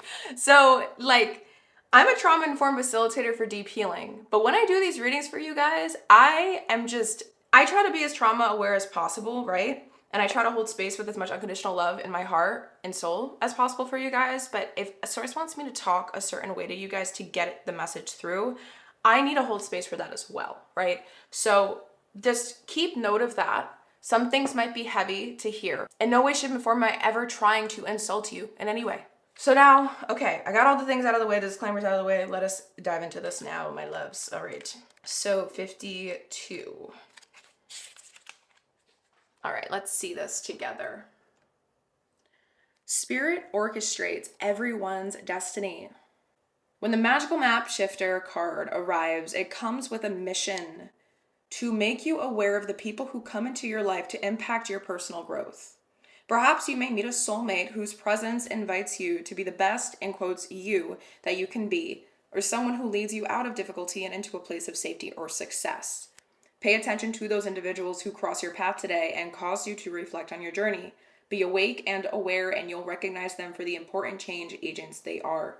Your whole perspective about who you are and why you're here will shift. The magical map shifter always initiates you into a better version of yourself. Okay. Spirit orchestrates everyone's destiny. You need a reminder of that, love. That's why I'm saying, like, I guess now I know why I felt so called to, like, share the energy that I was channeling from you guys, because before we even dived into the meaning of the significator card, because it really feels like we're going to have a full circle effect with this reading today. And this has been going on for a while, the SHIT storm. So I'm going to share, before we look at these cards that I already got organized and pulled out for you, we're going to be looking at what's breaking down or falling apart for you right now in this transformation you're currently in first, okay? And these are the cards that are going to show us that. But before we dive into this and reveal it all, we're going to look at the back of the deck energy so you guys can see what I saw when I started this reading, okay? So the back of the deck energies, it seems like all the decks wanted to come out, and it's very interesting. So let me get them in view for you, and then I'm going to slide them back out just so you guys can see what I saw. So there's a lot of things going on. I do think it does have to do with people, but with the Rose Moon, my Wisdom Shaman deck, I do want to read this. I did not have time. I didn't set time. I did look into this. So this is my Box of Emotions deck. This is a really cool deck, guys. Highly recommend. And this is actually a Polish emotion, and it's pronounced Jal. So I read the meaning of it here before I hit record. This emotion is basically a mix of disappointment, regret, and even violent fury, which comes when part of our lives has been taken away for good. Do you know how intense that sounds? There is a grieving, there is anger, there is a whirlpool, like an SHIT storm, like I keep saying. That feels like this is your word of the day for this reading. Emotions that are coming up and just wreaking havoc everywhere it goes. And it's like, you're going to go through waves of like, oh, it's fine, like whatever. And then you want to like break everything in sight. You know what I mean? And this emotion is so intense that I actually wanted to fully comprehend it, that I looked into my ChatGPT and then took a screenshot and was like, can you explain this a little bit deeper? So this is just giving me right off the bat information regarding the transformation you're currently in pile number 2. It feels like something got ripped away or shredded in front of your own face, and it really threw you off guard. Like, I don't know if this has to do with like a position you were in. And what I mean by position, and the reason why I'm saying this is the 10th house coming here, it could be like a position in like familial terms or career terms. Like I'm talking about like reputation or like how everyone knows you. Like kind of like how someone sets up a Facebook profile and it's like they say married, went to this school, works at X place. You know what I mean? Like you kind of, it's like, oh, this is what this person is and who they are and what they do. Like that's their life. It feels like one of those types of things that help you fill out the profile for Facebook got ripped away or shredded to pieces in your face. It just threw up in, I don't know. It exploded in your face. Why did I say threw up? I don't know. Maybe that because there's like this feeling of disgust with it as well. It does feel like, ugh, like my stomach, like I feel like nauseous, but I know it's like a ghostly nausea. Like I know it's not mine. It's intense. And also that's really actually me saying that. It makes sense because Virgo, each zodiac sign rules a specific part of the body and Virgos rule the stomach. So, you know, if you got a lot of Virgo placements, you might have digestive issues when you're stressed because this girl does. I'm a Virgo rising. So I get it. Anxiety is like Virgo's middle name. The Virgo is also ruled by Mercury, but it is an earth sign, but it's like the air sign of the earth signs. You're really trying to do everything in your flipping power to ground into the thing, the SHIT storm right now. You're trying to show to yourself that there is a brighter side to see. I want to commend you for that, because this is something that not most people would not be trying to deal with it the way you're dealing with it. So it shows to me that you are a trooper. You are a warrior of some kind. I don't know what you have gone through in your past. Maybe that's going to come up in the reading today, pile number 2. But it feels like Source really wants me to give you like gratitude or like honor, appreciation, like recognition. Sorry, that's the better word. To show you like, oh my God, like I see how hard you've worked. Okay, like I see how far you've come, where you've come from. Okay, like me, a stranger on a screen while you're listening to this, wants you to know that I see you, okay, like deeply, and you're not fooling me in this reading. It seems like you're always trying to put on some sort of face. You can't fool me. And I want to say right now, some of you guys listening to this, you have some sort of shield up or a guard up, and I am asking from the bottom of my heart, Source is asking me to ask you to let that shield down and try to take a couple deep breaths, relax, release the tension in your shoulders, because I feel it really hard in like my trap area. Try to make your exhales longer than your inhale, because there are going to be things that we're going to dive into today that I feel like you need to be in a relaxed state or open enough energetic state, like put your body in that state to trick itself into making it feel like your nervous system can relax a little bit to let this information come in and you can integrate it after the reading's complete, okay? Because this is going to be heavy. Let me look at this really quick, because I feel like this is going to give us a little bit more insight.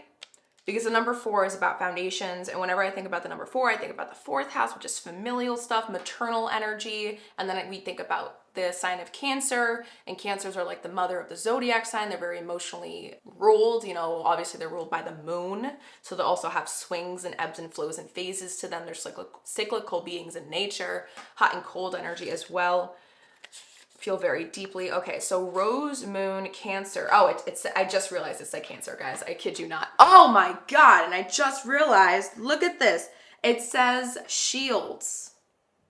Adolescent, right? Adolescent, yes. So I don't even see shield. There is a guarded energy here. Okay, all right, so let us read this together. So it starts at the very bottom. 11.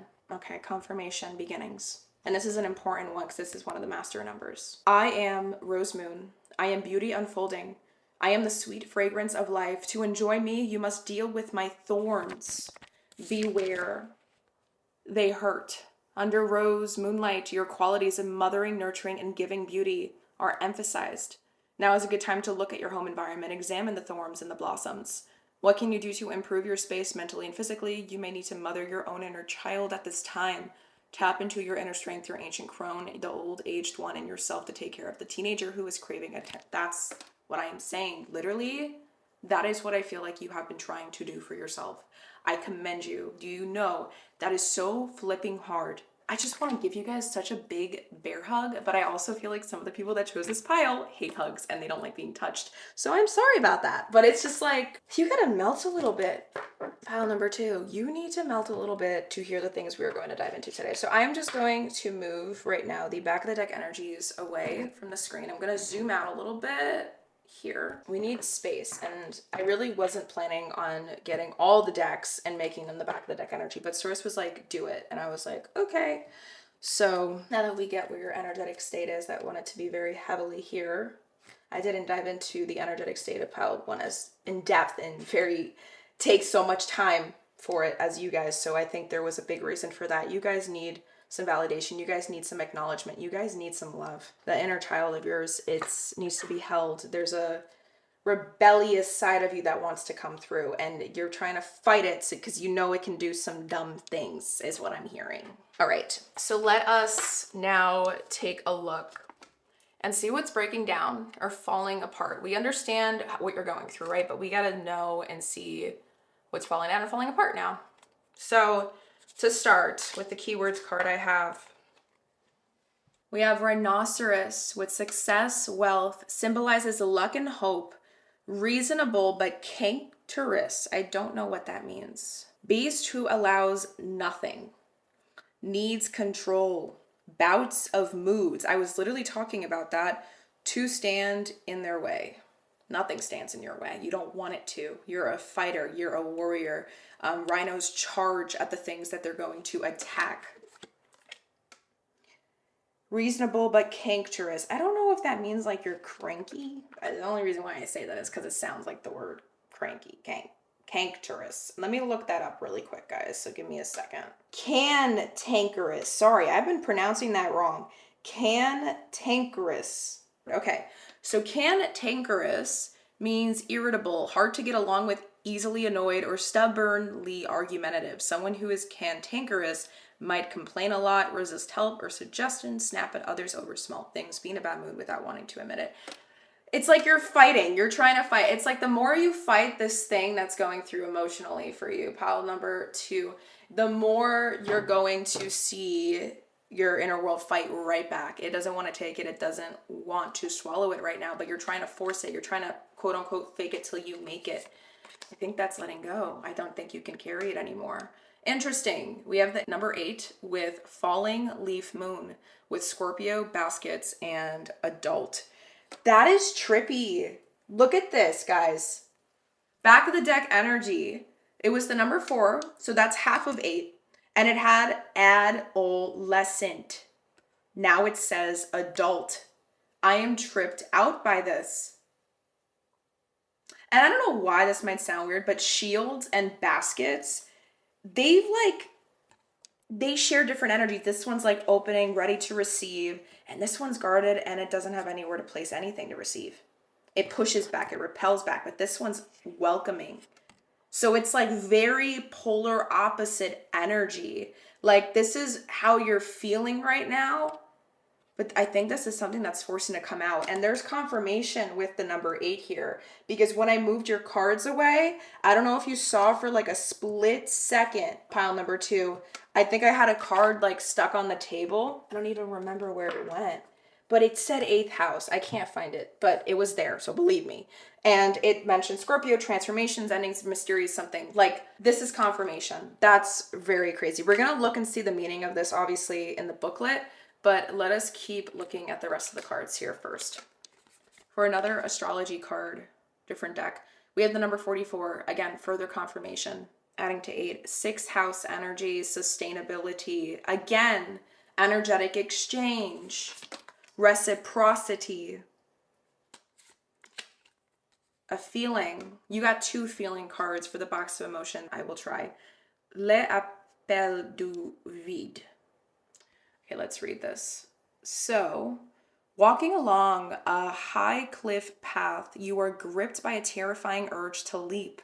As an express train hurtles into view, you itch to fling yourself in front of it. People talk of a fear of heights, but in true anxieties about precipices are often less to do with falling than the horrifying compulsion to jump. In Alfred Hitchcock's Vertigo, what paralyzes James Stewart as he chases the suicidal Kim Novak up those rickety stairs is not dizziness. Hitchcock's clever camera trick, which makes the bottom of the stairwell swim into the foreground, also makes its vanishing point alluring. Stewart is terrified he might just give in. The French have a name for this unnerving impulse. L'appel du vide. The call of the void. Oh my God.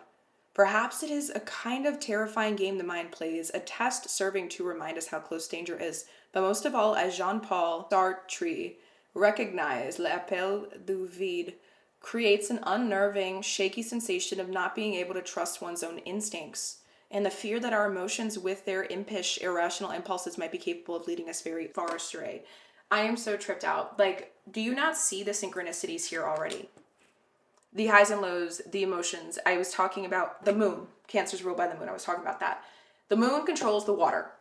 We also have a lot of water in our bodies. So I always believe the theories, guys. A little bit of conspiracist here. Regardless, you don't know. It's like, what are those things called in like therapy rooms? Some therapists have them. And it's like, I forgot what those things are called. And they like press on it and it starts going like this. I find those very soothing. Let me know if you do. But I'm like picturing like your mood. Do I do it? Do I not? Do it? Or like when you get a flower and like you pick one petal and you're like, should I? Should I not? Should I? Should I not? Like there's something here that wants to go off. And I think the indecisiveness is what's falling apart or breaking. But I'm jumping to conclusions because we have 2 more cards after I flip this one. We have Aries. Oh, the sign of impulsiveness, the baby of the zodiac sign, the one who jumps headfirst into things sometimes. And to prove that they are angry, they will explode if you laugh. Like, it's weird. Like, I don't know if you ever seen an Aries angry. They're scary, don't get me wrong. Like, some of them are very scary because of how intense they try to show it. Because they're like little firecrackers, like pew. But they're so cute at the same time. Like, you can see deep down that there's like a little baby that wants to just be held. And it's like, aww. They're like cute little fun-sized angry people. And it's just like, I know like there's probably tall Aries out there, obviously, but I mean, they just have this young, youthful energy to them that shows to me deep down they just want to be loved and held and accepted and seen for the power they really hold. And Aries the combative, look at that keyword. Like, you're not being seen right now. That's not fair. Now I get why the validation, that energy, I took so much time to try to validate that for you earlier, wanted to come through. Now the other emotion, I was talking about this feeling earlier, is disgust. And it says, you smell sour milk and your nose wrinkles. You accidentally touch dog poo. Oh my God. And your gorge rises. I've never heard of that. That sounded a little bit weird. It is the quick as a flash electric current running from a noxious substance to revolted feeling, which makes the disgust so fascinating.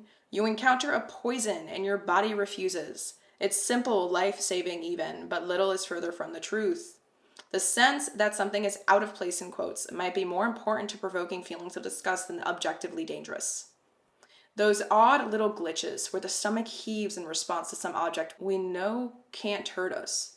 The hair in the mouth or the skin on a mug of hot milk, or the soup clinging to a man's beard, which might make us bilious. I don't know that word, sorry. What we speak of as disgust describes so many different kinds of responses. The vomitous feeling of seeing rotten meat, the nauseating horror of on seeing a person's skin flapping open. Even a feeling of moral queasiness. As with so many of our emotions, it's not easy to tell where disgust begins and ends. After all, disgust arises more powerfully when boundaries dissolve, meaning breaks down and things slide out of place. After all, disgust arises more powerfully when boundaries dissolve, meaning breaks down and things slide out of... Someone broke your trust or something shifted. I don't know. Some of you, I really feel like the situation's going to differ regarding who selected this pile. Like, I really feel like a lot of people ended up selecting this pile in particular. So you need to be aware of your situation, obviously. I'm not going to be able to depict exactly the specific situation you're in because there's probably a lot of people that selected this pile. And there's so many different ways my brain's like pinging to show me there's so many different situations here. You know, apply everything we're saying and plug it in to your situation as you see fit, okay? I cannot do that for you. And lastly, we have Jupiter abundance with the number 7. This intrigues me, and it's funny how I'm placing it right by map shifter, which adds to 7 as well. It's like a reminder here. What's falling apart is the thing that there's something, okay, this is actually really interesting that's coming through. There's something here, like with this transformation that you're currently in and regarding what's breaking down or falling apart, pile number 2, I know you're not gonna like what I'm about to say, but I'm hearing you asked for this. You did ask for it, whether you acknowledge it or not, or you didn't know they were gonna be connected to one another. There's something that you've been desiring or daydreaming, maybe not even realizing you've been, in quotes, manifesting. And the thing that's falling apart or breaking down has to do with the thing that you've been not knowingly trying to manifest or step into or align with. And this was essential, like this was a necessary thing. It was going to happen if you wanted this thing. And you're gonna fight for this thing. And I think that's why I can see how hard you've been trying to stay in, like, I'm hearing, I don't like this word, I don't agree with it, but I'm hearing, in quotes, the good lane. I don't even know what that means. There's no such thing as good or bad lane. Obviously, like, you know, we're gonna talk about laws and stuff, but no, okay. It's just a human experience at the end of the day and how you wanna experience your human life. There's something you want. This thing had to happen. If you decided this thing you wanted was something you wanted and you've been climbing towards it, this was gonna happen regardless, is what I'm hearing. You couldn't avoid it. It's just happening in a way that you're like, oh my God, I don't know how long I can, in quotes, maintain my composure is what I'm hearing in my head until I explode or break or crack open. And I'm like really trying to see if there's anything else here, because I know there's a lot more here than I'm seeing right now. What's breaking down or falling apart, your ability to lie to yourself so good. You try to kind of like trick yourself out of feeling intense things. I don't know if you guys are familiar with the term gaslighting, but you guys are very good at doing that to yourselves. Like, you'll explain yourself out of why that feeling isn't justifiable right now or something.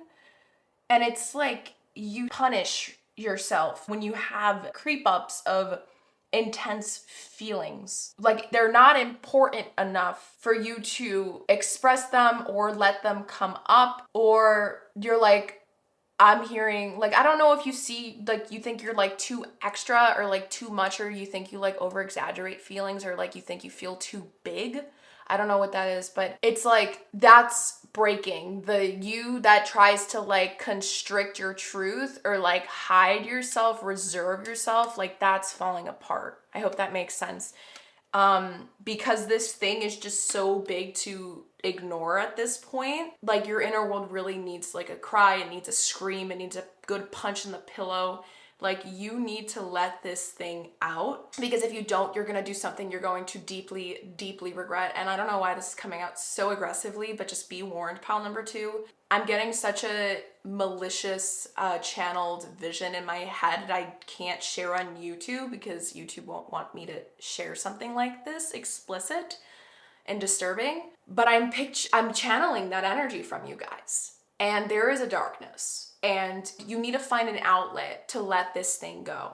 Okay? Because if you don't, and you keep trying to just carry it on your shoulders like you've been, it's gonna keep getting worse. The desire, the impulse, the reckless thought. You need to extinguish it. And the only way to do that is to look at it in a healthy setting and find a space to let that thing loose. You know, if you have a bedroom with a lock on the door, you can put yourself in there and punch the SHIT out of your mattress or whatever you sleep on, a pillow, something soft and squishy. And you know what I'm talking about if you chose this pile, okay? So it is going to wreak havoc, and I'm just warning you. That's really, really important. I'm like getting like shaky, like I feel like my foot can't stop like tapping. It's like shaking all over the place.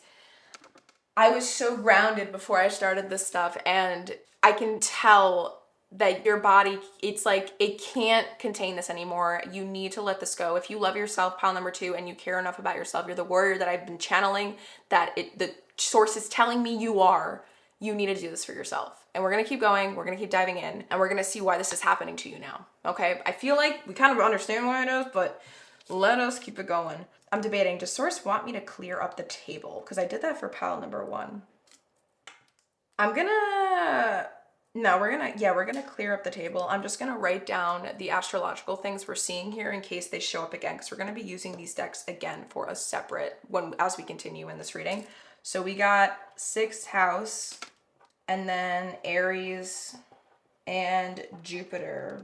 There's a lot of energy here. Is there anything else? We'll say the falling leaf. Oh, we didn't even read this. We had the number 44. Aries is 1. And we had 7 a lot. And we had 8 a lot as well. The combative, right? That's so trippy. All these synchronicities, guys. I'm like shaking. I was not like this. I was so grounded. I really focus a lot on nervous system regulation for myself and self-pacing. So, woo! The intensity here is great. Grandois. Okay, let's read this before we move forward in case I missed anything else. Because maybe there's something here that you need to hear, you know?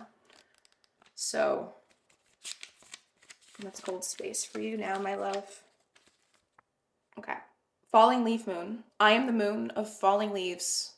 It is a time of apparent death and transformation. For without letting go of the old, you cannot take on the new. My wisdom leads you to ultimate understanding of nature and the universe. That which has been a smoky mystery to you will become clear. learn what I have to teach, and pass it on to future generations. Your passionate nature will be amplified at this time, and deep relationships will follow. Be flexible and go with your intuitions. Trust, this is important, read it. Trust your feelings. I am the present, the past, and the future. That's like adding emphasis to this call, to what I shared. Like, you need to let this thing out in a safe, contained space. Pile number 2.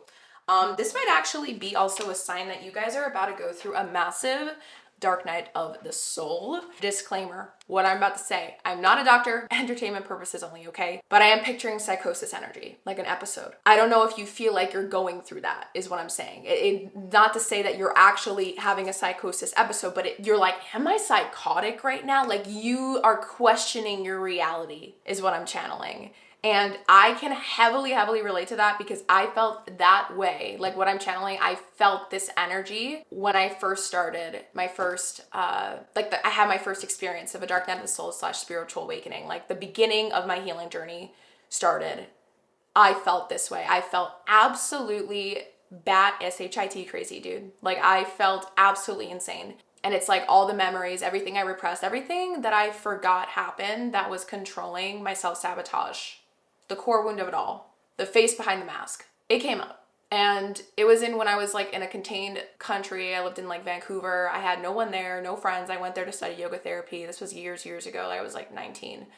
And it's just like, I remembered everything. I remember calling my mom. I remember screaming, yelling in the phone, saying, I remember everything, this and that. And she started crying. It was crazy, because I was gaslit my whole life, saying that all those things that happened were never true, that they never happened. So I dealt with trusting myself, not believing everything I say. I just doubted everything about me, thinking what's best for me. So here's a little fun fact about me, but I just felt called to share that, just so you know, like, I have gone through something similar. If that, what I just shared about dark night of soul, spiritual psychosis stuff, if that resonates, guys, I want to let you know you are not alone. You are more than welcome to share your story in the comments, okay? I want to let you know that you have a support system here. Just because I'm a stranger doesn't mean that we can't connect. You know, that's the point of humanity. You know, that's the point why humans are not meant to be alone for long periods of time. That's the whole point of my YouTube channel. I'm trying to build a community so people know that they don't got to go through this dark crap in life alone. I want y'all to heal, but the only way to heal is to move through the dark. And I went through the dark alone. It sucked terribly. I did it at such a young age. My healing journey started at such a young age. Everyone around my age, like, they were just partying and drinking and doing all this stupid stuff, and they couldn't understand what I was going through. So, you know, I don't want you to feel like you're going through this alone, and you're not. I'm here and I see you, I value you, and I do love you, genuinely. We're all mirrors of each other in some way, shape, or form, okay? So again, I really hope you guys took enough notes. I'm going to be taking these cards away now, and we're going to be looking at why this is happening to you now, as well as what is it trying to show you specifically. So we understand the importance of this transformation that you are currently in, okay? So give me one moment. I'm just going to be taking these cards away. Let me get the tarot cards. We're going to be using 2 different decks of tarot for this part of the reading. And it is my vice versa tarot deck. They show the reversals of the deck. I will dive into how I'm going to be using this into my Voyager tarot deck, which is absolutely insanely beautiful abstract art. Okay. So for the first part, we're going to be using the vice versa tarot to look at why this is happening to you now. And then we're going to be using this deck for what is it trying to show you, okay? So I did forget to mention, normally I think this deck, it's meant to be shuffled like this. And I hate, like, for the life of me, I don't like that word, sorry. I strongly despise, hate's too strong of a word. I just really don't like shuffling cards that way. It doesn't feel comfortable to me. I prefer and always preferred shuffling like this. So what I'm gonna be doing is I'm gonna shuffle it that way. A card that lands in reverse is going to, like this, is going to signify to me that this side of the card isn't meant to be. It's meant to be like this. Does that make sense? So that's how we're gonna be doing it. All right. So why is this happening to pile number 2 now? Why is all of this happening to pile number 2 now, regardless of when they come across this reading?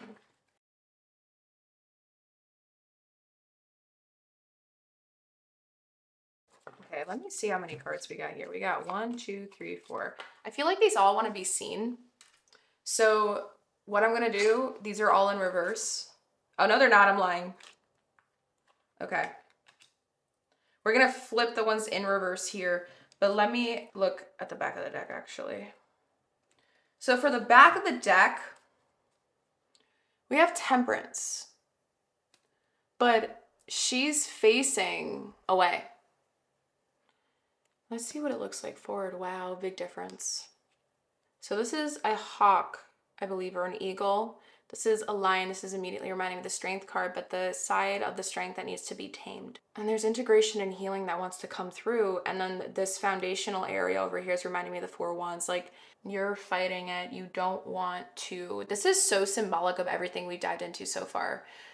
It's like you don't want to face it right now. You don't want to let yourself get to that point. You're scared that if you let yourself feel or drop into this, tune into the emotion and all this stuff, all this chaos internally, that you're not going to be able to get out of it if you do it in a safe setting. And I just want to let you know, pile number 2, it is going to pass like a cloud, okay? If you hold enough space to say, let me feel, let me see you, I love you, I honor this side of me, because I think the side of you just needs an out, and it needs to know that you got its back and that you love it. If you give it enough space in that container, it is eventually going to soften, because behind every angry and rage-based thing, there is sad, there is pain, there's fear. And there's something here that is not fully being shown to me. And I feel like it's because this is too deep of a trauma wound. This might be something that Source doesn't even want me to share. This is too personal for you. And so I actually do really respect that. And I love that Source doesn't want me to pick and pry too much. You know what I mean? But that's showing me the energy here that you're fighting. And for the rest of the cards, we did get the Ace of Pentacles here in reverse. We got the 4 of Pentacles, the Ace of Cups upright, and the 10 of Swords reverse. So we're going to be flipping these over. There we go. See, I love this.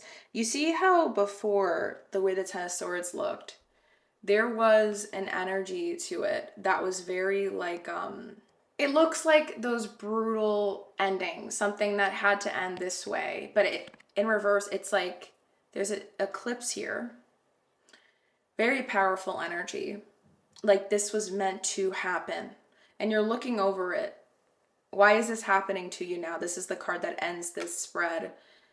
It's happening to you now because you weren't meant to wear this thing or carry it over your shoulders all this time. It wasn't going to carry or move forward into your future like forever and ever. And I don't know why you thought that. I don't know why you thought that you had to carry all of this on your own. And it breaks my heart to think that, because let me see. Look, you see how in the 4 of Pentacles, they dropped the torch just to ensure that these pentacles are safe. Like he can't lose focus. He would rather see his temple burn down, because this flame is open, than to like stop focusing on these pentacles and let them drop. Maybe they're illuminating because he's focused on them, right? So there's a stubbornness here. There's a latching onto. There's a clinging here that's adding more emphasis to this Temperance facing away. Because Temperance card is usually about healing, integrating, recalibrating, and alchemizing of like your truth with the facade, you know, and understanding why these things happen, to have that full circle effect moment, sort of. With the Ace of Cups here, the way it's showing, this is showing me like there is inner peace that's trying to come through. Like this is happening to you now because it's being shown, and it wants you to see it as an opportunity for you to release all the things that you know just hasn't been serving you anymore, my love. Like you have been carrying so much pain. And I'm hearing the word brutality, so I don't even know what that means. Maybe you guys are in a certain situation right now that has brutality in it, and I send you guys so much unconditional love. You know, I feel like you're going to be able to figure this out, and I think if that is the case, for some of you guys that's like this pile, this reading is a sign that you are going to figure this out, and you are a warrior. Like I said, I've been mentioning that like crazy, and everything that led you to this reading led you here to show you why it's time now. It wasn't meant to be here forever. And you know this because you're finally choosing yourself. Deep down, there is a part of you, pile number 2, that has been asking for your love, your care, your nurturing, your support. You know, just like the rose moon that we got, I was looking at the card. You're being asked to mother yourself right now and parent yourself so that you can bloom yourself into the strong warrior version of you, the version of you that will stop at nothing till you find your inner peace again. And this is why it's happening now, because it was never meant to last. Oh, my heart. This is where your real foundation can start to come into fruition, but you need to face, you need to let it in, you need to let that pain in. Oh my God, my heart. I just like want to cry so bad. There are so many people that probably said this pile, but there's so many different ways to plug this into different situations, right? You got to plug it in as you see fit, guys, to yours. But it's like some of you guys, I'm picturing just revisiting trauma and like letting the roots come back up, uprooting your past to heal. And it's some of the things you guys went through, it just breaks my heart. Like, I'm just having really intense visions, guys, and I can't share. I don't want to share. This is too personal for some of you who did pick this pile, but I just want to let you know, like, please know that you are not alone. There are others that are trying to fight for their freedom in the inside too, in their inner world, and try to see it as the collective energy of all those people. Do it for them as well as much for you. Pile number 2, if you feel trapped in a situation, the more that you do things that are best for you, the more ripple effect you're going to create when you meet others down the road in your future and inspire them to make sure that they choose themselves too. Do you not get what I'm saying? Like, doing this the way we've been talking about, it's happening to you now to show you what you're capable of and that you always loved yourself more than anyone else could have. It's like, I don't know if you used to try to chase love or think that other people, like, you had to be worthy of love, if that makes sense. But it's like, or you always thought you were never worthy of good love or something. But this kept happening to show you that you were chasing the wrong love when you should have been chasing the love to give to yourself. You can only give yourself that love you want. At the end of the day, the relationship that matters more in this world is going to be the one you have with yourself. And how you show up for yourself in the times that you need someone the most, that matters. And now is the time. What is it trying to show you? I'm so honored that I'm getting to do this reading for you guys. I just want to say, what is this transformation trying to show pile number 2? What is this transformation trying to show pile number 2, regardless of when they come across this reading?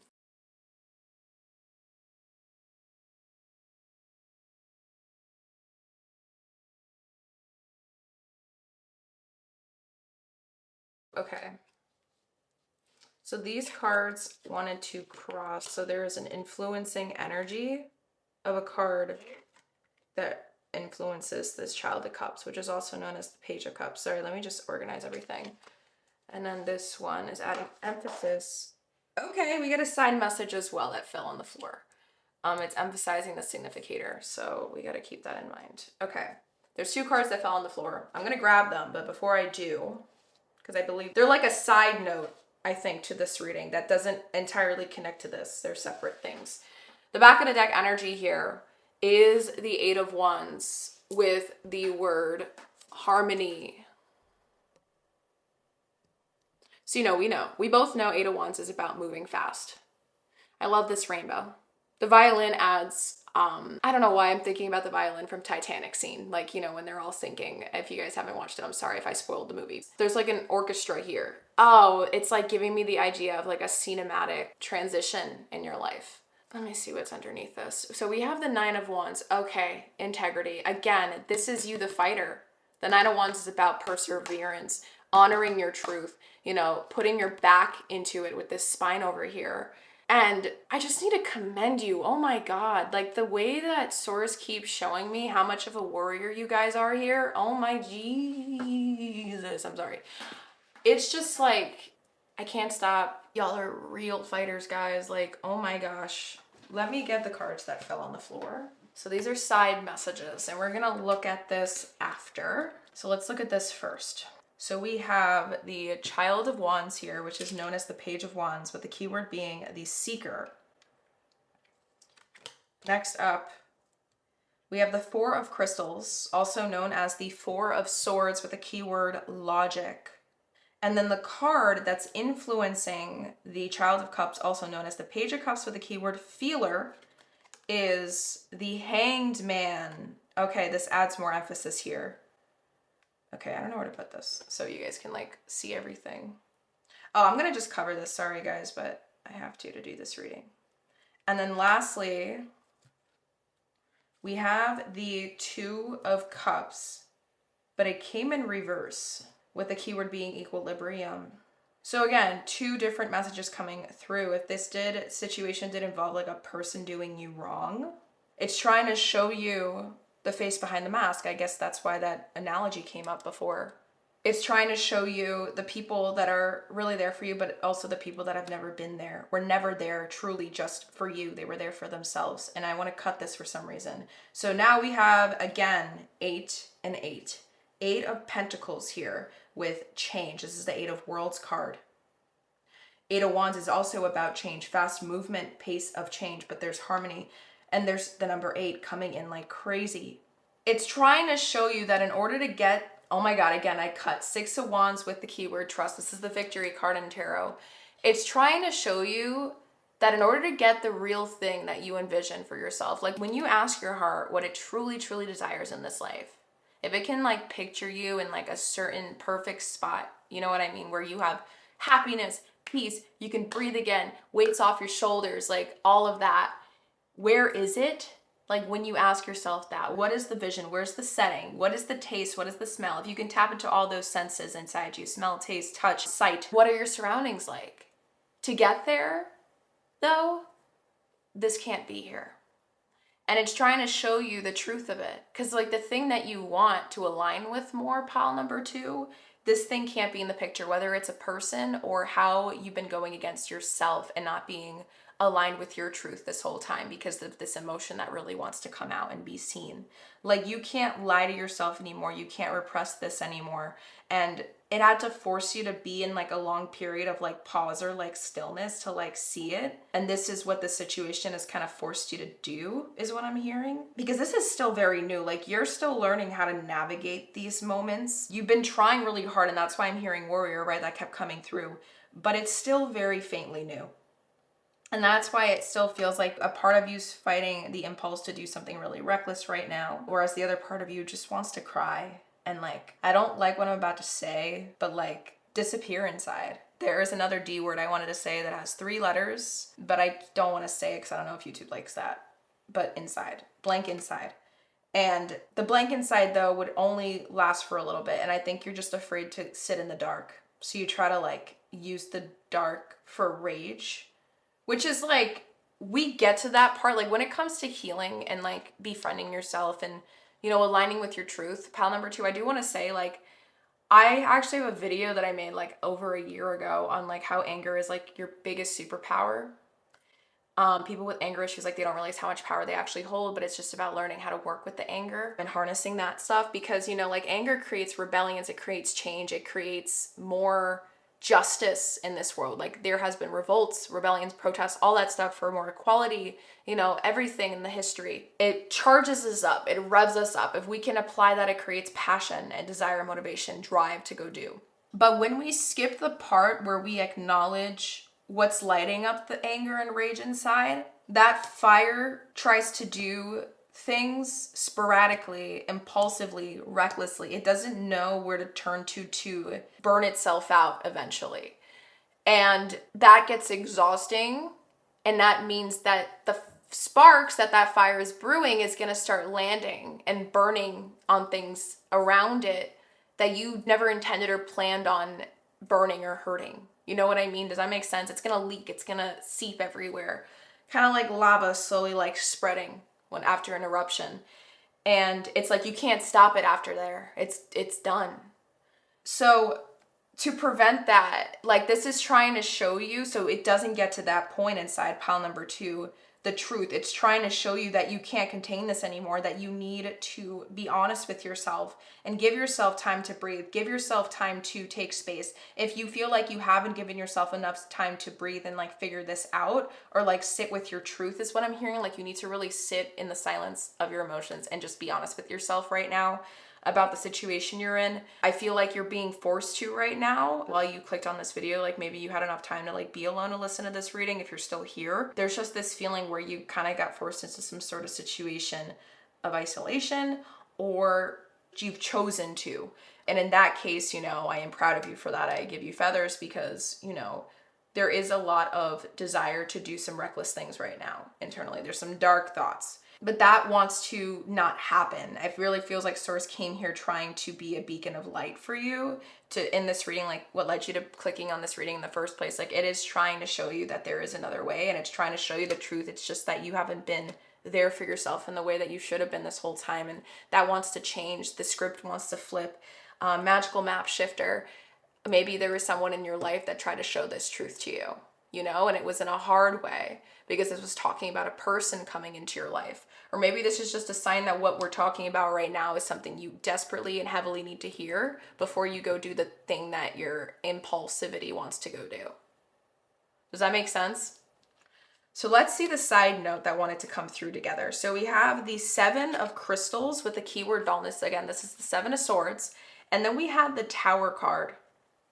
So I like this. It's a reminder, look, you're deceiving yourself. If you think to do this thing, the dark thought, the dark impulse is the smart move. You think it's going to make you better in the long run? No, it's only going to feel better for a short period. But then after, other things set in because you're going to realize that that was never the truth. That was never the realness behind these feelings. That there was a deeper core wound that you were ignoring, that you didn't want to hear, that you've been trying to run away from. But the more we run away from the things that scare us, the things that haunt us, the brooding crap inside, the more we become it. The more the shadow actually gets larger, the farther away we run.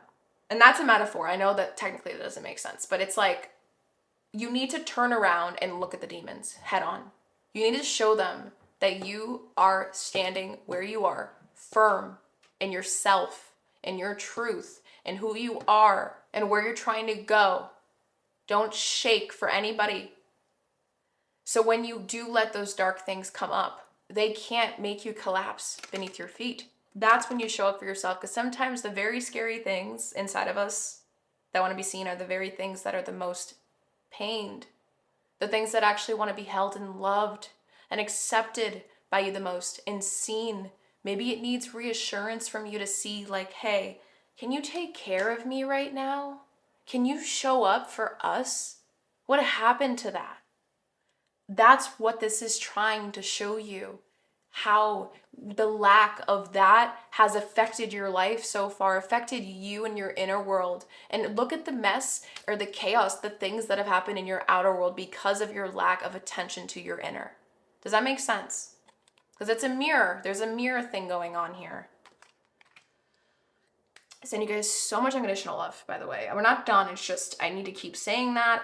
Everything I'm saying is coming from love. So much unconditional love. I just feel like you guys need to know you're so flipping loved. I'm not saying that to be cliche or weird or corny, guys. I mean it. I mean it. I mean it. I mean it. So let us now see what becomes possible if you embrace this process / change that's going on in this shift, okay?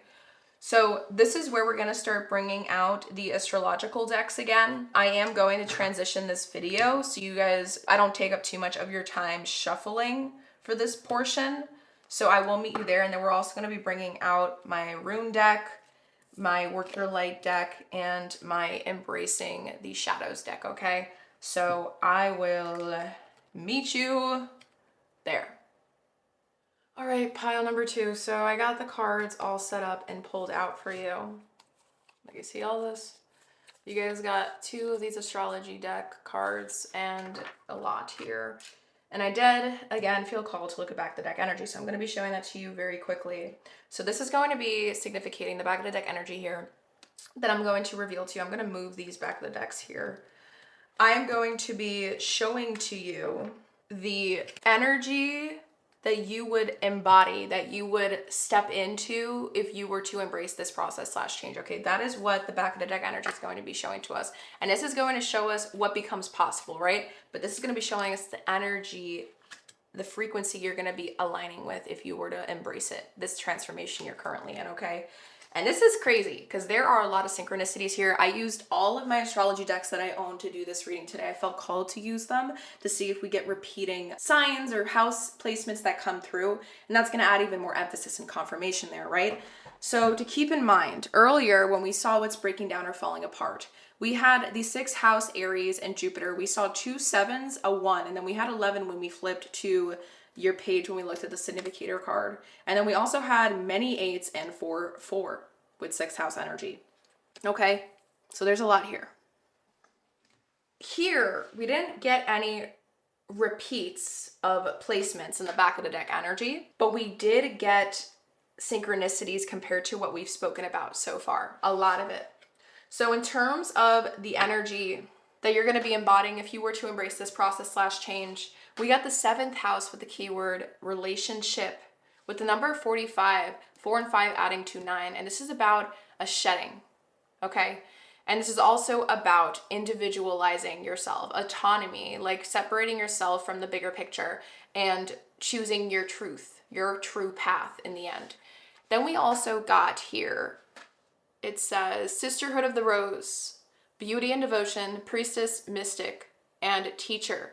And I believe this is showing, okay, this is so interesting. So the way I'm seated, I'm seeing this card pop out and it wants to be set. Transformation, oh my bejesus, this is adding confirmation how big this time is for you. Things are changing at a cellular level, deep healing. Yes. Yes, yes, yes, yes, yes, because you are about to step into your feminine era. And what I mean by that, okay, it doesn't mean if it doesn't matter if what you identify as pronoun-wise or gender-wise. This is meaning to be in your feminine is to be in your yin energy, like yin and yang, okay? Yin energy has to do with the dark, has to do with more stillness, has to do with the seasons of winter and fall. That's how I see it. You know, it has to do with the time of release and intuitive connection. And in order to listen to your inner world, you have to be in stillness. You have to be in silence with it. You have to be in observation mode, the listener mode, not the speaker, not the engager, not the doer, but just the beer. Just be. Let the things come up that need to come up in this moment to share with you what it wants to say. There's just a lot. I don't know. I think I actually might share a shadow work inner child healing based meditation that I used to use. It's found on Insight Timer, the app. I'm going to link that in my description box below. If any of you guys that chose this pile do feel called to do some release work, I used to listen to it a lot and it ridiculously aids so much in releasing pains and remembering things, core wounds of the past. And I feel like this might help with some of you guys that did choose this pile. I'm going to link it down below. I love this meditation. It's guided. I do recommend you do it in a safe space. I did it lying down in my bed. I was alone, and I cried a lot. And, trigger warning, this meditation is very, very heavy and it's a full body experience, but I feel like this is something you guys need to let this release happen, okay? So I am going to be pinning that in my description box below. But I see you stepping in to start mothering yourself again here. And then this is where it gets interesting. Not only that, we got Leo with the extrovert. And then with this other astrology deck, we also got Leo with I will again, with 1 and 7 adding to 8. The second you tap back in to your source of light within, your truth, the thing that lights you up, but the one that's real, the one that's deeply aligned, not the one that creates havoc and chaos, because I think that's where there's that deception energy. When you tap into the real one, where you feel connected to who you are, where you can find a home inside yourself again, that's where everything starts to shape and shift for the better and for the things you've been wanting to manifest, whether it was unintentional or intentional in the past, the thing that led to this transformation currently happening anyways, in the first place. And we talked about it earlier, so you should have been listening because then it's not going to make sense what I'm saying. Anyways, this is the energy you're going to get to step into once you embrace this process and change. And to add to it, we have the illusion of control with embracing the shadows deck. Surrendering is not weakness. Trying to control everything only breeds anxiety, and you are going to be releasing that, my love, through this process if you embrace this change and shift. And then we also got the Jeddah rune, which says the results of earlier efforts are realized. A time of peace and a happiness, fruitful season. It can break through stagnancy, hopes and expectations of peace and prosperity. That's what I'm trying to tell you, my love. You are going to get to feel this within. And this is something you've been wanting for such a long time. And you always thought for some reason that you were one of those people that just can't have it. I don't know why you thought that, my love, but we are all capable of it. And you staying here listening to this reading up until now is showing to yourself that you care enough and you're doing the work. So keep showing up to the end. Let's look at this together now to see what becomes possible if you embrace this, right? We saw what you embody, but what becomes possible? We have the keyword Amum Kulai with the number 38, adding 3 and 8 to the number 11. Again, a new beginning. And I love that this card adds to this with the keyword being root, because Amum Kulai is ruled by the 4th house in astrology. And this is where your roots take place. This is where the deep essence of the information that your brain kind of like absorbed to make you who you are today up until this point. Like, this is where all that treasure lives.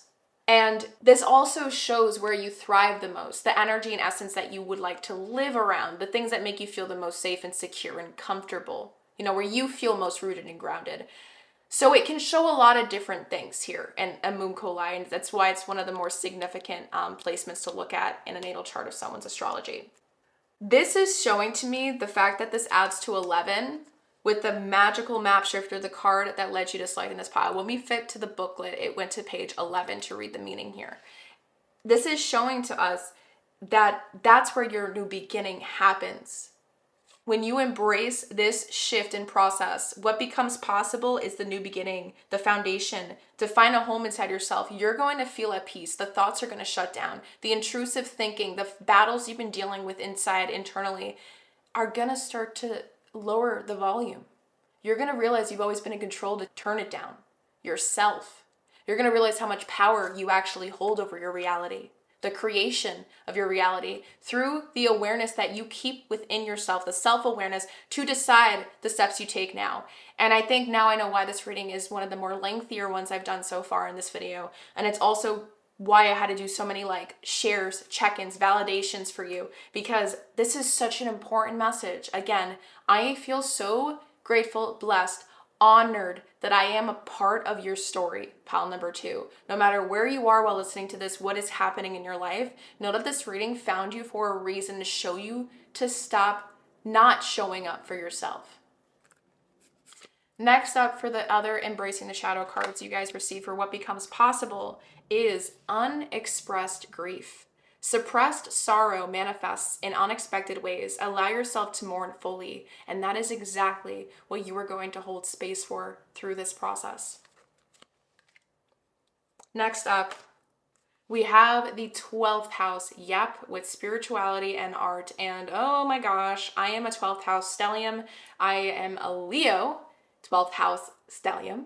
So my sun and moon are Leo in the 12th house, as well as my Venus. And 12th house stuff is not fun. And I just realized you have Leo here. This is shining.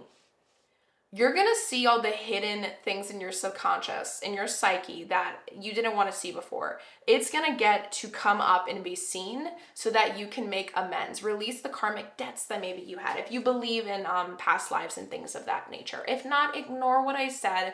Everyone deals with lessons and experiences in life. Whatever you believe in, apply it as you see fit. But you're going to get to unravel all of that in your psyche. And I know it sounds scary, guys, but you're a lot stronger than you realize. And especially like if you don't, this is not me trying to endorse my channel at all. I'm just saying, like, community really does help. Like, I'm just being so brutally honest with you guys. Like, if you genuinely feel alone in this process and you're listening to this and you're going through some dark night of the soul or healing and you're really scared, please just hit the effing subscribe button. No, you're not alone. You know, post in the community tab. I think YouTube made this new thing where you can like post things now. If you're not the creator and you're like a subscriber, feel free to email me and share your story. You know, I want you to know that I'm here. Okay? I don't want you to feel like you have to carry this alone, my love. And if there in any point you actually do feel called to maybe explore doing one-on-one sessions with me, you know, we can always create something together, like a container together, where I can hold space for you to move through this and navigate this, you know, depending on what you're going through and everything. But that's something you could check out. It's in my description box below. Takes you to my website. You could sign up for a free soul clarity call and see if we would be a good fit. But here, I really do feel like for most of you guys, you are capable of doing this alone, like with just the community aspect and just subscribing, or like, I don't know where you are. Maybe find like a Facebook group. There's a lot of Facebook groups out there that might have to do with helping you. Like if you're moving through grief, moving through trauma, like I'm just saying, find like a community, like a safe system, like group meetings, circles you can meet in live. I don't know if you get what I'm saying, but that's really gonna help if this is a lot to bear. For a rune card, we have the Ansus rune with a revealing message or insight, communication, signals, inspiration, enthusiasm, speech, true vision, power of words and naming, blessings, the taking of advice. I love this because it's like the magical map shifter. It's adding confirmation. You're going to be changing your destiny. You're going to be gaining things that you would not have been able to gain in this life experience if you weren't willing to embrace this process and change. Again, you got Jupiter with abundance in the number 7.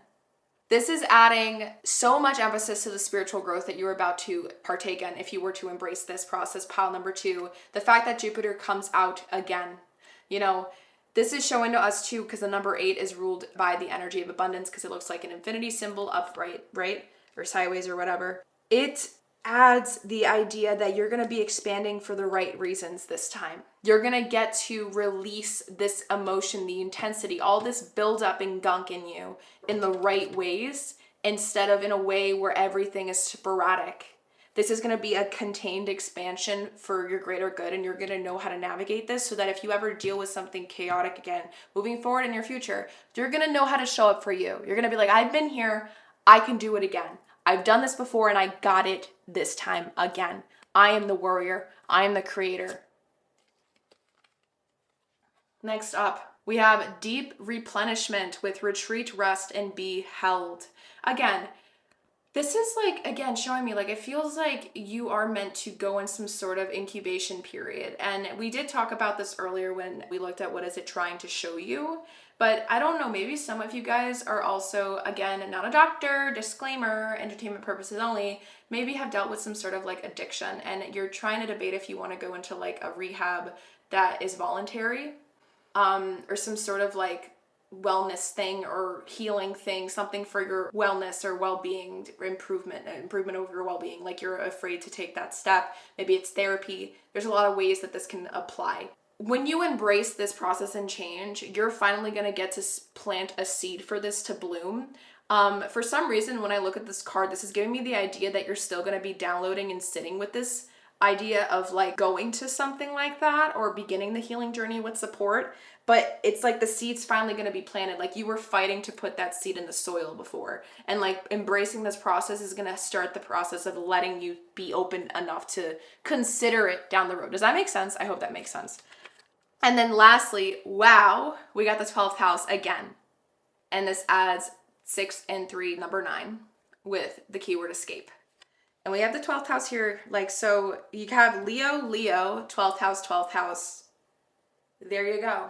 You're lighting up the shadows in the dark. You're putting a candle in your darkness and your psyche and seeing what was written in the walls this whole time.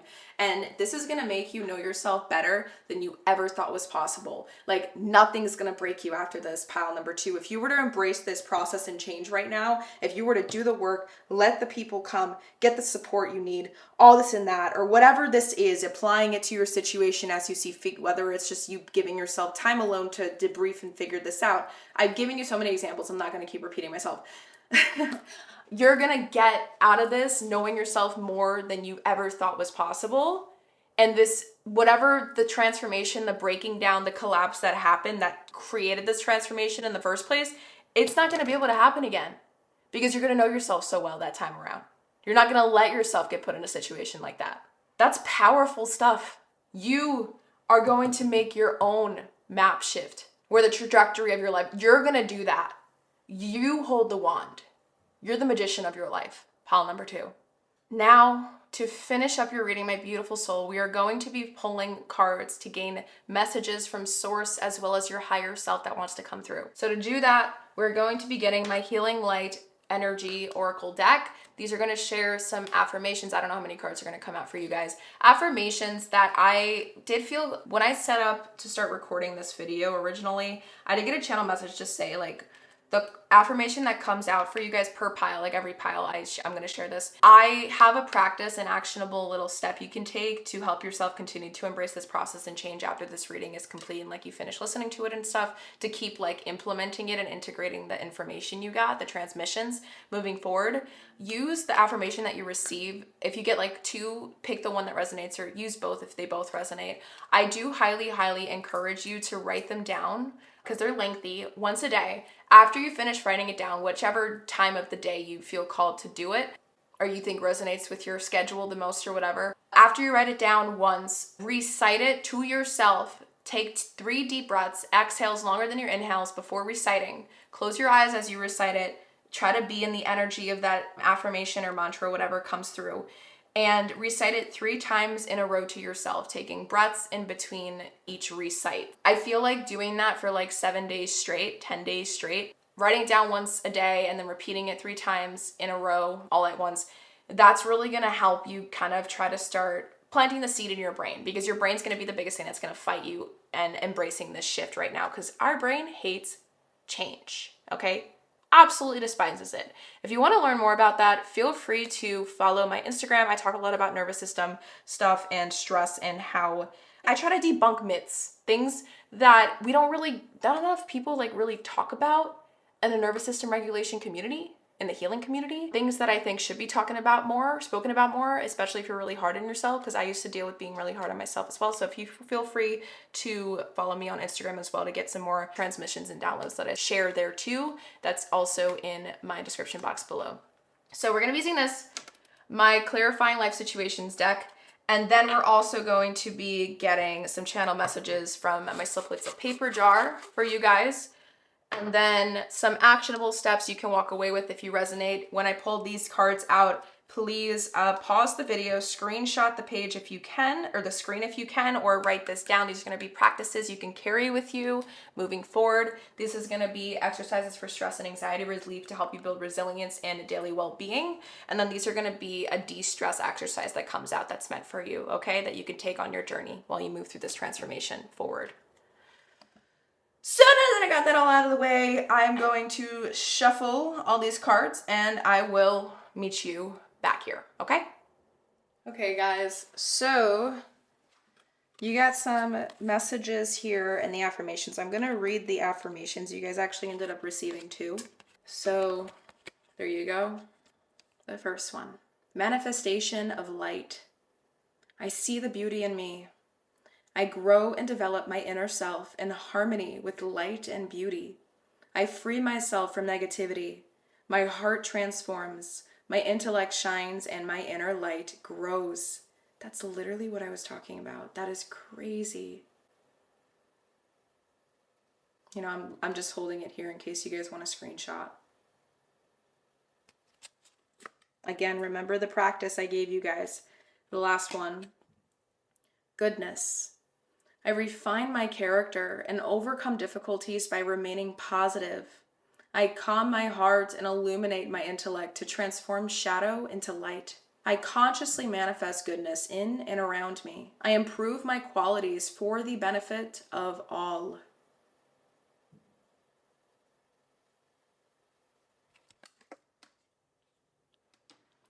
And for the clarifying messages, we're reading the message that's upright.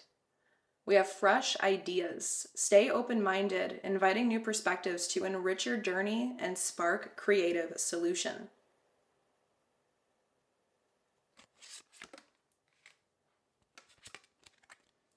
Almost there.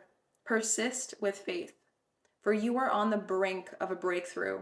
Your efforts are about to bear fruit.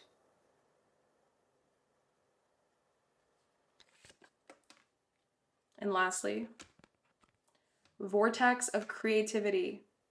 Spiral into your creative vortex, unleashing imaginative power to manifest your dreams into reality.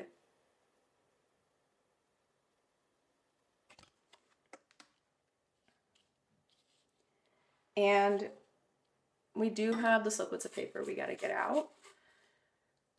You actually ended up not getting any of these cards. I shuffled multiple times. No card wanted to come through, but we did end up getting 2 stress less exercises for you. So let me read those first before I pull out your final messages here, okay? Channel messages. So for the first exercise you received, thank yourself for what you do. During your workday, write down on small notes all the things you have finished during the day. You can collect the notes in a glass jar on your nightstand at home. Write down even the smallest of things. When you go to bed, have a look for what you've written and thank yourself for even the small things you've done. Instead of thinking about all the unfinished things at work, pay attention to the stuff you have done. Gratefulness induces positive feelings, which in turn adds motivation to activity. 3 and 1 adding to 4. This is for you to find a home in yourself, trust yourself again, and heal the relationship you have with yourself.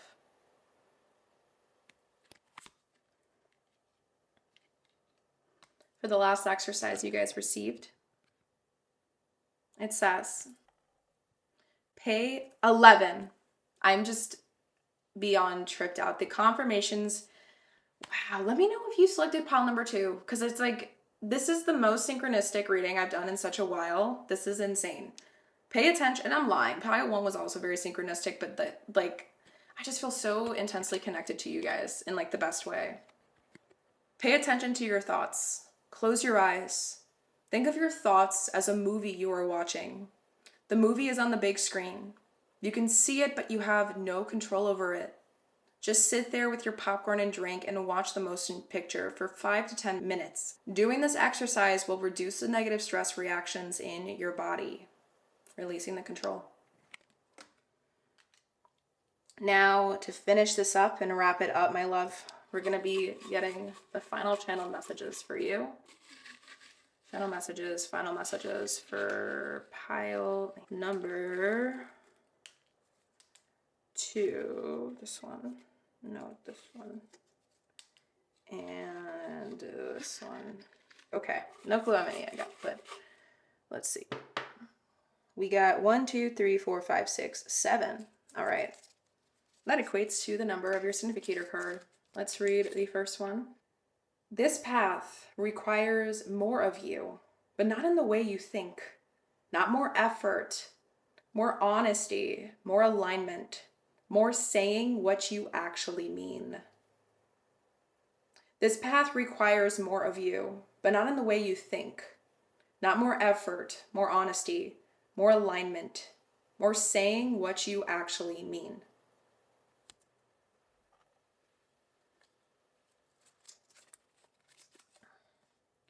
Your nervous system isn't resisting change. It's waiting for proof it is safe. Your nervous system is not resisting change. It is waiting for proof that it is safe.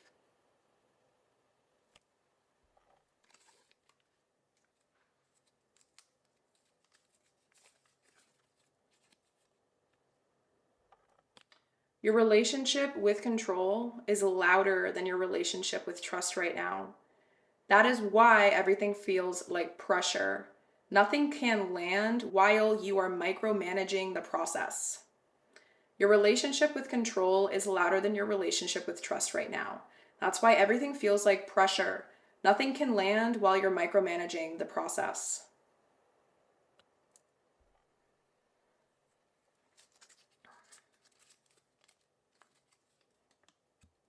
If you are still hoping they will change, you haven't healed. If you're still hoping they will change, you haven't healed.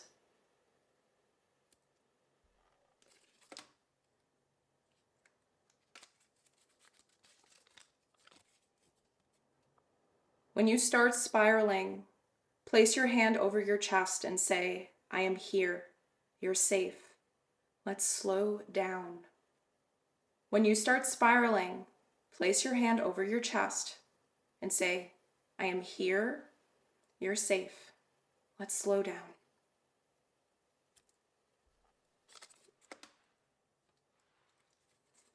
And for the second to last one, oh, this is that funky page. Look at this weird one.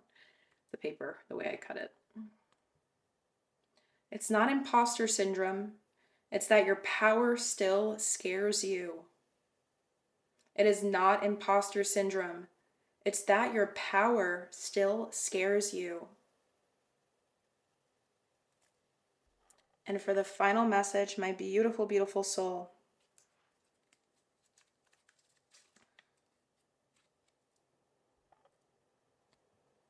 every time you say, I don't know, follow it with, but if I did know, what would the next brave step be? Every time you say, I don't know, follow it with, but if I did know, what would the next brave step be? This was the best message to end your reading with. Wow, pile number 2. I've said this so many times, but I can't emphasize it enough. I'm just so honored that I got to do this reading for you. Like, literally, if you guys have been here till the very end, you did this for you, and you should, like, give yourself the biggest hug. Like, literally, I don't care how cliche that sounds, give yourself that squeeze because you deserve the love that you've been craving from yourself. Okay, you deserve to give it to you now. I love you so much. You are so beautiful. You are so loved. You are so enough. You are so worthy. You are much stronger than you realize, pile number 2. Please feel free to update me on your story in the comments down below. I'd love to hear, keep up with it. Okay, update me 2 months from now. I got that weird channel thing in the beginning. And, let me be a part of your story. Hit the subscribe button if you haven't yet, please. And hit the like button if this reading did resonate. Every little form of engagement that you do for this video really does help support me, support my channel, support the mission that I'm trying to do. The whole reason why I started this YouTube channel is to help the world heal. And the only way to create a ripple effect big enough is if we help each other heal, hold space for a safe enough space online to heal, because I feel like humanity has shifted into technology more than reality, and we don't have enough of this safe container type of energy online yet. So I am trying to break that cycle, because it truly is healed people that help heal this world. So with that being said, I send you so much unconditional love. Thank you for being here today, listening to this for yourself, showing up for yourself. Give yourself an applause. And I really, from the bottom of my heart, know that you will succeed and be victorious in this if you listen to all the things that we dived into today. Stay open, okay? Don't jump to conclusions. That's your ego trying to protect you, and that's okay. It's part of the human experience, but we can't let that rule over our life. Trust, surrender. There were so many synchronicities here to make you know that this message was genuinely, truly, magically meant for you, okay? You were divinely led to it for a reason. Believe in it. I believe in you. Now I need you to believe in yourself. And hopefully I will see you in my other readings to come. Bye.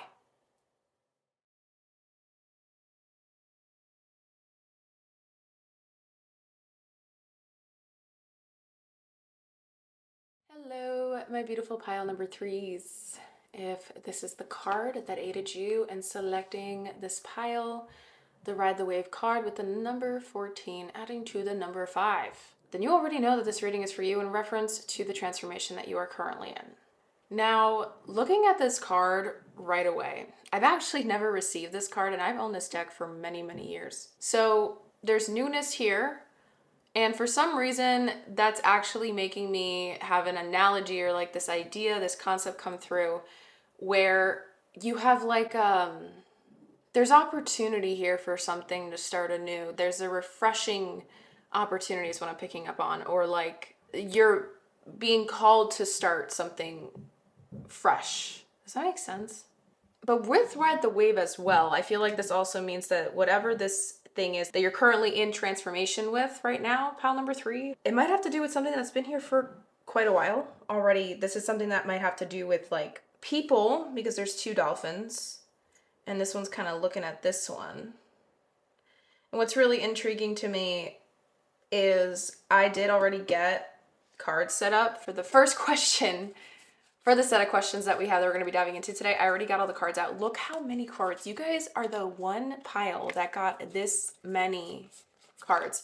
And what's interesting, while I was shuffling to get the cards out, I kept hearing that pile 3 is going to be, it's complex. Your situation is complex. So I feel like there is many layers to what is happening that I am definitely not going to be able to channel or tap into fully, because obviously whoever clicked on this pile, I know everyone's situation is different, you know? So make sure that you plug in what resonates, leave what doesn't, or like add into the situation the additional details that makes it tailored or specific to you, if that makes sense. Because I feel like this reading is going to be helpful to anyone that clicked on this, like if it resonates what I'm sharing so far.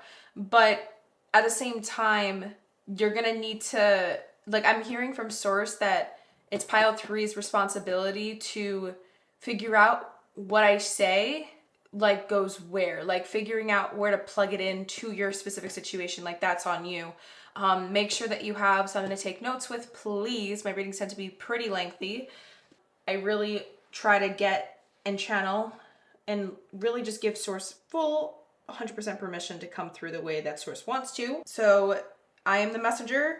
If there are moments where that might feel triggering or accusatory of any kind, remember, I am the messenger. I am sharing what comes through, okay? It is not me accusing you of anything. I send you guys so much love. Let's get into this. So, with everything I said, you know, that's kind of what my intuition's telling me. Also, I would be lying if I didn't tell you I didn't already look at the back of the deck energies that I have here on the side. You guys can't see it in the shop, but I will bring them out. But before I do that, I did want to look at the booklet to understand what is in this booklet when it comes to the meaning of this card that you guys got for your significator, all right? But whatever this transformation you're currently in, it is meant to create some chaos for a little bit, okay? That's something that's coming through. And the reason why I'm saying that, 1 and 4 adding to 5, and the number 4, 14, in Major Arcana, I believe that's Temperance. There's this energy here of integration that wants to be the outcome. Like there's something that you're meant to learn through this. But at the same time, it doesn't feel super easy. Normally when people get the Temperance card, like in a general reading, there's some healing that wants to be done. There's some integration, there's some download, there's some alchemizing that wants to take place, or find harmony of some kind. Like there's some balance trying to be accomplished. Here, it seems like that's what the end goal is, but it's through something really chaotic. When I add these two numbers, it equals 5, and 5 is usually about change, but change that isn't really, you know, it's like the thing that you want requires this change, but sometimes in the moment, it's not going to feel like, oh, I asked for this. You know what I mean? That's why they say be careful what you wish for. You know, like when you make a wish, I don't know why this is coming through. You know, when you rub a lamp and the genie comes out and they're like, you have 3 wishes, you got to be very careful on how you ask for the wish, how you say the sentence, because they are like fairies. They'll trick you. Oh, and that's funny. I think that came through because I think that's a fairy actually on the dolphin's back. Okay, so but this is something you wanted. I don't know why. I'm hearing, yeah, but I didn't think it was going to be this hard. I don't know why. I don't know why that's coming through. It really feels like you guys are going to be a very complex, all over the place type of reading, so just be warned, okay? So we have Ride the Wave. Right now, success is easy and effortless. Upright. You can be assured that you're entering a time when you can ride the wave of abundance. The tide has turned and you can put your surfing skills to the test. Everything that you know, all your talents coupled with your hopes and dreams will carry you forward. People and circumstances have come out of the ocean of potential and possibility to take shape in a wave of spectacular activity. Know that you're definitely on the right path. Okay, so 2 and 8 as a 10. I saw this first though, that's 11. What's interesting, I have a Shaman Wisdom booklet at the top over here. I'm going to slide it out. The page that it's kind of like left open at is page 11. So 1111 may be of significance to you, but I do believe for your pile, some of you guys actually may have ended up picking or felt called to pile 1 and pile 3. I'm going to just share that. Maybe you're meant to listen to both. If there's any other confirmations that will lead me to telling you go to pile 1, I will say that if you guys are the people that ended up selecting the 2, okay? If not, let's continue to ride the wave, okay? But the fact that it said surfing skills, and it put surfing in quotes, it feels like they're still in the process of being developed, the surfing skills. And that's how my intuition is absorbing that information. So we're going to slide this card to the side here. And I'm going to show you guys the back of the deck energies I already received, because we're about to dive into the first part of your reading, which is what's breaking down or falling apart right now in your life. Because we need to understand what's really happening, right? So for the first back of the deck, we had bees. And some of the words say hardworking person, fertilization, life-sustaining, sting, sweet situation, growth provider, seeking, fearless, and respected. So there's a couple words here that were really standing out to me. And you're going to see why, I think, hopefully, as I show you the rest of the cards. So you guys also received the emotion contempt. So I actually did read this whole thing. I'm not going to reread it. This is my box of emotions deck. So this is supposed to be an emotion, and it's explaining what contempt is and how it makes people feel. I actually had to look it up too, because the only thing I've ever heard of regarding contempt is like when a judge is like, you're going to be holding contempt. That's the only thing I can think of. So I had to look it up. Because even the description, like it says a lot here, but I was like, is that really what it means? Because I've never heard of it before. So contempt is basically, in case anyone is like me that did not know, it's kind of a mix of like not respecting the other person, feeling like you're more superior than them, and also a mix of like anger, disgust. It's like all that. And what they'll do when someone is being contempt, they're acting very privileged. No, that's the wrong word. They act really stuck up, the way they speak to you, the way they talk to you, their tone of voice. And they can also just pretend like they could care less about what you're doing, even though they know that you're poking all the right buttons. It's kind of like when someone's like, I'm done talking about this. I don't care. This is not important to me, and I could care less. I guess that's kind of contempt a little bit. I'm still trying to understand the emotion, but I feel like there is a situation with people here. This doesn't need to be about people or a person. Like I'm saying, it's more than you. Pile number 3, the situation, the transformation you're currently in. Who it's affecting, it shifts. It's not just you that this transformation is going to be affecting. And we also got Pisces with sensitize. And what's interesting for me, when I looked at this card, I heard desensitize in my head. So we have that. I like want to make sure I have space because we have a lot of decks today, guys. I also received for the Shaman Wisdom deck, we have the number 3 with corn, planting, moon, Gemini, pots, and child. So I did look into this, and this is actually a card that comes out where it's a time, well, this is a moon that signifies a time of like planting seeds for new corn or like whatever it is you're trying to plant. And this is about opportunity. And look how trippy this is. For my other astrology deck, you got sextile with chance and opportunity. So this is where synchronicities start coming in. But also the fact that this is about an opportunity. This is an opportunity card when I was looking into it. This is about improving your communication skills, improving how you come off with somebody, improving, like that's just what the card's about. This is a moon that comes through where your brain is going to be very like activated. And right now you might actually be feeling like you want to solve something, or you might feel super motivated to work on something, develop something, let something progress further, just get to the bottom of something. And with the bees, hardworking person, fertilization, that really stood out to me, those 2 words. And bees, they work in colonies. It really feels like this keeps standing out as in like a plural situation. Like this is more than one person that's getting affected. And when I mean more than one person, it could be just another person in you. It could be a group. And then what else confirms it? We had the 11th house also come out with the keyword friends. Okay. So I just want you guys to be aware of that. And someone one-upping the other, maybe there's a feeling where the other person isn't being heard. There's a lack of validation here. Maybe fear of projection is running the show and making another person act in contempt. See, I keep doing that because I say it that way because you're going to be held in contempt, But they're acting contempt. But I'm going to keep going.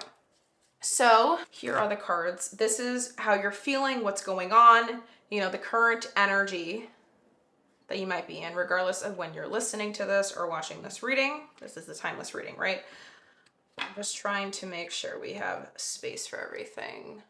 Yeah, no, you're not going to be able to see that. Okay, I am going to try my absolute best to do this. Okay, give me 1 second, guys.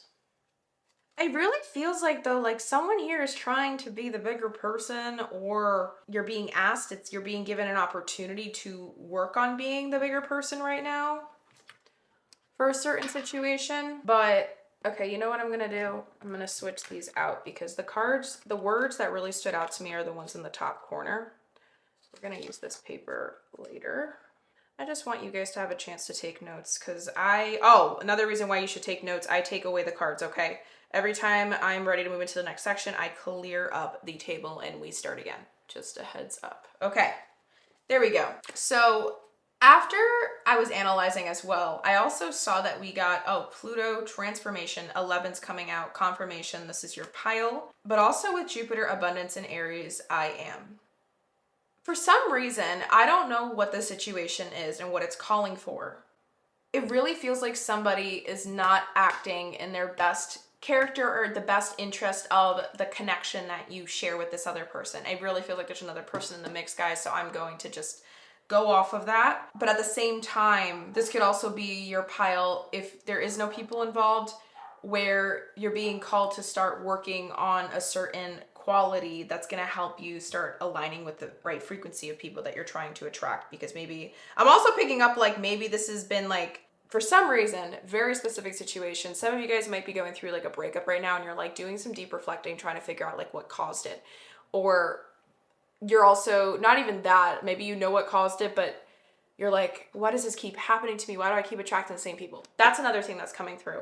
If not, this is also could be like a friend situation. This could be a lover situation, like you're in a relationship with somebody and you're trying to figure things out. This could be familial based. There's so many different examples of who this other person could be. I'm just trying to share other ways to make sure that you guys are aware that this is your pile. But regardless of what is going on, Pile 3, I can confidently say that this thing is a big opportunity and chance for renewal of some kind here. And you're being asked to do it. The transformation you're currently in is where you get to kind of control the pacing of it. So let's see what's breaking down or falling apart more specifically, okay? Now that we saw the back of the deck energy. For the first card we have here, we received the 6th house with work and routine. Yeah, it could be a coworker as well, but let's see. You know what's also weird? I forgot to mention, guys, but seeing this reminded me of it. This house doesn't have to do with what I'm about to say, but for some reason, when I saw the word routine, it reminded me of it. This could also be like a living situation. Like it could be a roommate, it could be someone that you share a space with. Because when I was looking at this stuff, for some flipping reason, home kept coming through, like home, the energy of a home. Like wanting to feel more at home. The next card we received here is the number 30 with Pallas, Athena, Think. I think Athena is also the goddess of home, but I could be super wrong. For some reason though, Pallas keeps reminding me of home. Let's keep going though. For the emotion that came through, oh wow, okay. We have vengefulness. Let me read this for you. So it says, when our pride is wounded by an insult, vengefulness gives us a chance to restore lost dignity. Today's historians argue that during the Middle Ages, even though inflicting punishments was often a matter of individual honor, it was still a tightly regulated process. The rules required that the punishment be carefully matched with the crime, but with the expansion of the legal system in the 15th and 16th centuries, judges and courtiers were quick to portray vengefulness as unruly and dangerous, and official state punishment as morally superior. Did these efforts to discredit vengefulness work? The revenge strategies popular in the late Elizabethan and early Jacobean theater suggest not. In these plays' dramatic battles between private vengeance and the public law, the latter emerges as inept, sometimes even corrupt, while the wild justice of the vengeful is portrayed as ultimately more effective. Conflicted attitudes towards vengefulness still linger. Of course, we ought to rise above our desire to get even. Perhaps there is a strange admiration for those who daringly act on their vengeful impulses, while the rest of us dutifully submit and perhaps feel a little paler as a result. So for another outlawed emotion, see hatred, see also resentment and satisfaction, vengefulness. Okay. For a Shaman Wisdom card, you guys received the number 41 with Oak, Masculine, North, Sun, and Fire. Be the bigger person.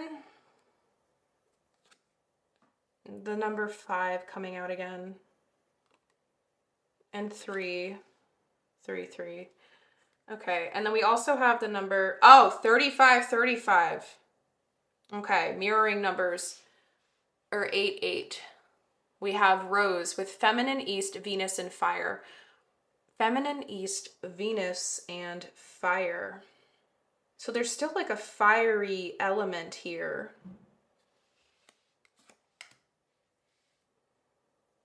Rose. For another astrology card, you guys have a lot of astrology cards. You guys received Gemini with the communicative. Gemini, Gemini. Maybe this is sibling issues as well. We also got Sagittarius with the World Explorer, making sure we have space. I really didn't plan on getting this many cards for this first section.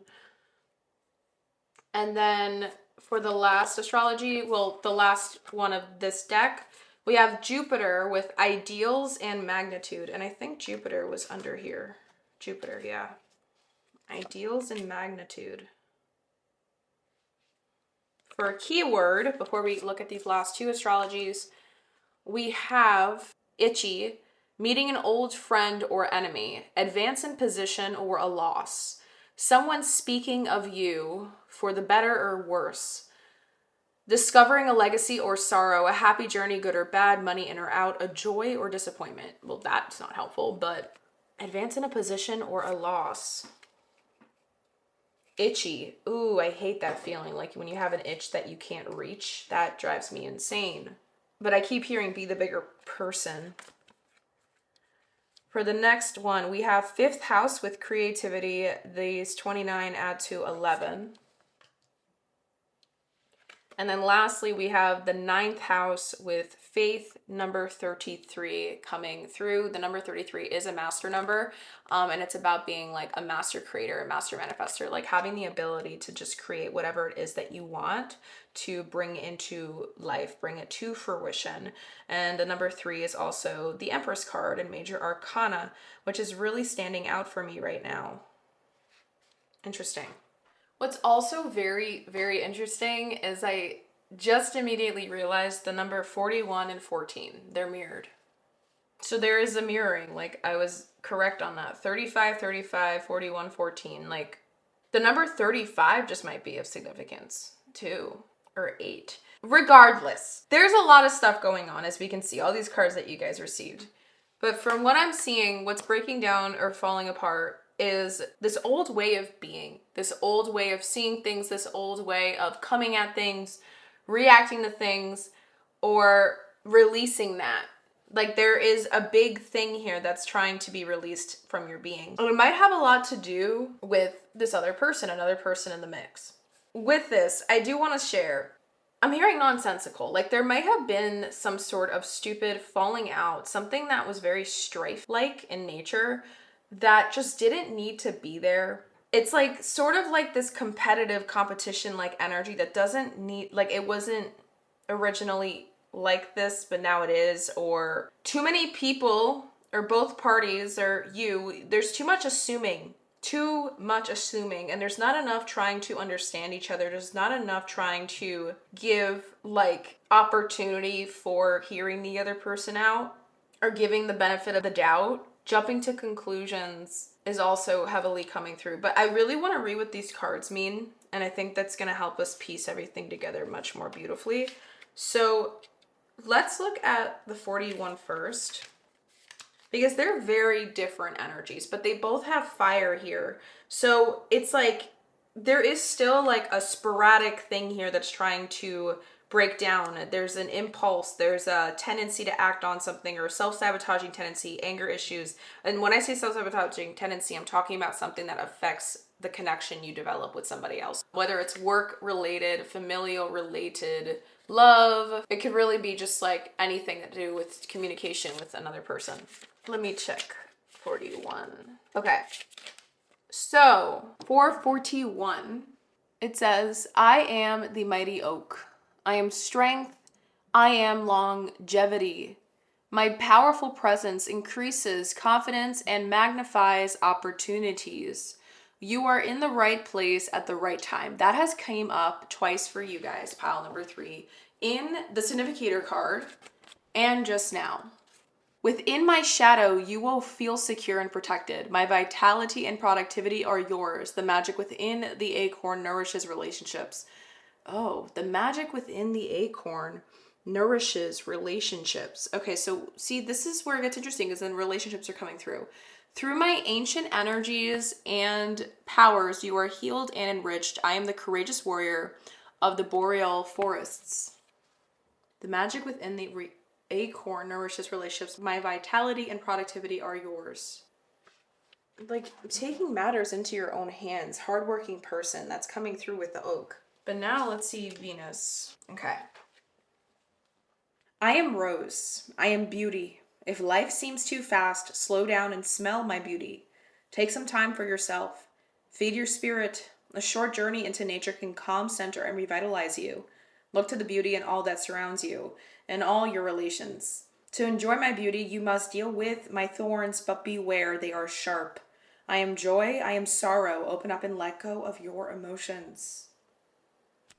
I love this. Preach. Okay. Made me want to snap. Behind every angry person is a sad person, is a hurt person. That's what I always tell people. And I used to always make jokes because I used to go to CrossFit and work out. I used to do CrossFit a lot in the past, like years ago. I used to tell myself, after I dealt with my anger issues, I didn't feel the need for CrossFit. I was like, why am I doing this so extremely? I don't feel like I need it anymore. So then I came to a little theory of mine. The CrossFit is good for people with anger issues. CrossFit is good for angry people. If they're angry in life, they're angry at home, they're angry at something, CrossFit's helpful. And CrossFit was extremely helpful for me. So helpful when I needed it during that. Like, the way I used it, I didn't realize how much it was actually aiding me in coping with my anger issues at the time and so many other things. So the reason why that came through is, like, there is some weird coping thing that you might have a tendency, pile number 3, to do, or someone else in the situation might have a tendency to do. That's falling. And there's an opportunity here where there's harmony that's trying to come through with this number 14. What you're being asked to do through this process is to enjoy the ride. And what that means, because not enjoy the ride, but just ride the wave. Exactly, actually. What that means is embracing the highs and lows of the moments, embracing this part where you just have to stay curious and practice awareness.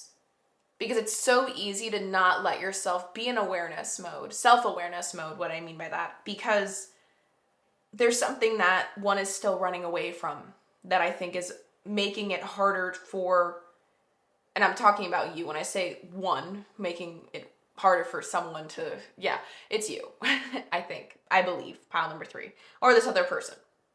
Regardless, there is a weird mirroring effect going on with this other thing, this other being that's creating a situation with you.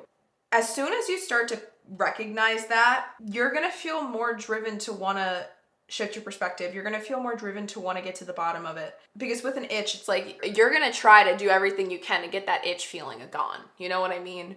Unless it's said like you can and it's going to make things worse. Like, you know, and then that also drives you crazy. An itch isn't fun to have, and especially an itch you can't reach. And the habit is meant to be let go of. What's interesting, you know, the 5th house is about creativity, but with these masks, the smiling and then the upset, that's also adding more energy to Gemini and Jupiter. The reason why I'm saying that, and Sag, because Sagittarius people, they're kind of like this. What I mean by that, though, is like they don't care. I'm talking about someone who's like fully Sag in their chart, okay? They couldn't give 2 Fs about what anyone thinks of them. And that's something I love about them. They're so freaking cool in that regard. But it can also come off as if a Sag person isn't in a healed state, let's say, it can also come off as very, very arrogant. That they couldn't give two F's about how you feel too, because they don't care about how you feel about them. Does that make sense? Like acting that way. So then it's like there's going to be a lack of emotional intelligence there for a moment because they're so focused on trying to protect themselves while acting in the way that they want to act. So then if someone reacts or judges them, they don't care. They couldn't give two F's. I hope you get what I'm trying to say, guys. What I am trying to get to the bottom of is like, or to really share with you guys, is like what is breaking down or falling apart is an old way of doing something. How you used to feel about it, how you used to react about it, that wants to be let go of, because contempt and vengefulness, sometimes people can act contempt just to be vengeful. Like they're doing this on, there's a mirroring effect here. So maybe this is happening to you right now and source led you to this reading, this video, because you're being called out of it. And I'm sorry if that's the case, because I know that kind of sucks. It's hard to hear this. Maybe some of you guys are going to get out of the video because this is stuff that we don't want to hear, you know? It's hard to hear when something is calling us out on something that we aren't aware of yet. Or maybe deep down, you know that you've been aware of this. You just kept telling yourself, I don't have the time, I don't have the tools to figure it out. And the other reason why I'm saying that is because when you add 35 together, it adds to 8. 8 is 8th house energy, you know, but it's also the number of abundance when it's combined. And that's also Jupiter energy that's being mirrored here. When that comes through to me, that's giving me this idea of like trauma is running the show very heavily. There is a core wound that is running this tendency to act out or do this in a certain way. Maybe it's about gossiping. This is another thing that's coming through in my head, like gossiping, talking poorly about others. When in reality, it's like we have an envy, you know, and we don't want to acknowledge it. So we try to spread the pain onto others. There's something nasty here, and I don't like it, to be honest. But it's because it's poking buttons. Like the whole reason why the reaction happens the way it does here is because it pokes someone's buttons. It might be poking your buttons. And when someone pokes your buttons, you get, or AKA get triggered, it creates some havoc. It wreaks havoc in other people's lives because there's a lack of being able to control it right now. There's a lack of the ability to do that for yourself. And that's breaking down. That is falling apart. That's not going to be good anymore. In order to move forward, in order to evolve, in order to heal, in order to get the things you want, pile number 3, it seems very strongly that source is saying, nope, ain't allowed no more, or else you're gonna learn the lesson and you're gonna get repercussions. And there's been a lot of that. I feel like it's been like a period of time for you, like where this emotion, this acting out, there's been strong feelings coming up to the surface in like a pocket of time from X to now. And I do want to let you know, if that does resonate with you, there is a big reason for that pocket of time for reactions that are happening. It's because there is something trying to come up. There's some healing that wants to come through in your inner world. Pile number 3, your inner world wants to be looked at. I'm also feeling like a lot of you guys that did pick this pile are people that like to stay busy, that like to be productive, that have a lot of trouble being by themselves, that have a lot of trouble sitting with their thoughts alone in silence. That stuff you might not be able to deal with. It drives you absolutely insane. Meditating, never. Not gonna do that. Another thing that's also coming through is this is someone who might be a little bit of a workaholic. This is somebody who might try to solve everyone else's problems but not solve their own. You know, you give great advice but don't take your own advice for some things, you know? That is a lot of energy that's also coming through. But that is also meaning that you're running away from the thing that wants to be seen, that is creating all this havoc in your social life, and where you try to work things out or communicate, be a good human with others, interact with others. There's a lack of that because this thing that you don't want to look at it, and you're being called to look at it now. It needs to be released because deep down, it's wreaking havoc for reasons that have to do with a wound. And I feel like maybe you lacked acknowledgement growing up, or maybe there was a lack of respect. That's something coming through very strongly. Like your ego got developed. Our egos are developed to help us have a human experience. Okay, so ego is not bad, but a wounded ego can inflate itself just to protect its insecurities and vulnerabilities. And it feels like this ego comes through.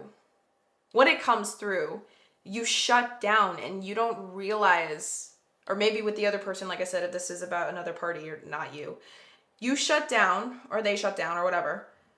Plug in what I'm saying to your situation as you see fit, guys, okay? Because I don't want to use up all my brain energy trying to give you guys all these different ways it could get plugged in. You guys are smart. You can figure it out. Peace and love, respectfully. Let's continue. So what I'm saying is, like, the second an assumption is made, a claim is made on your end. They're like, are they saying this because this?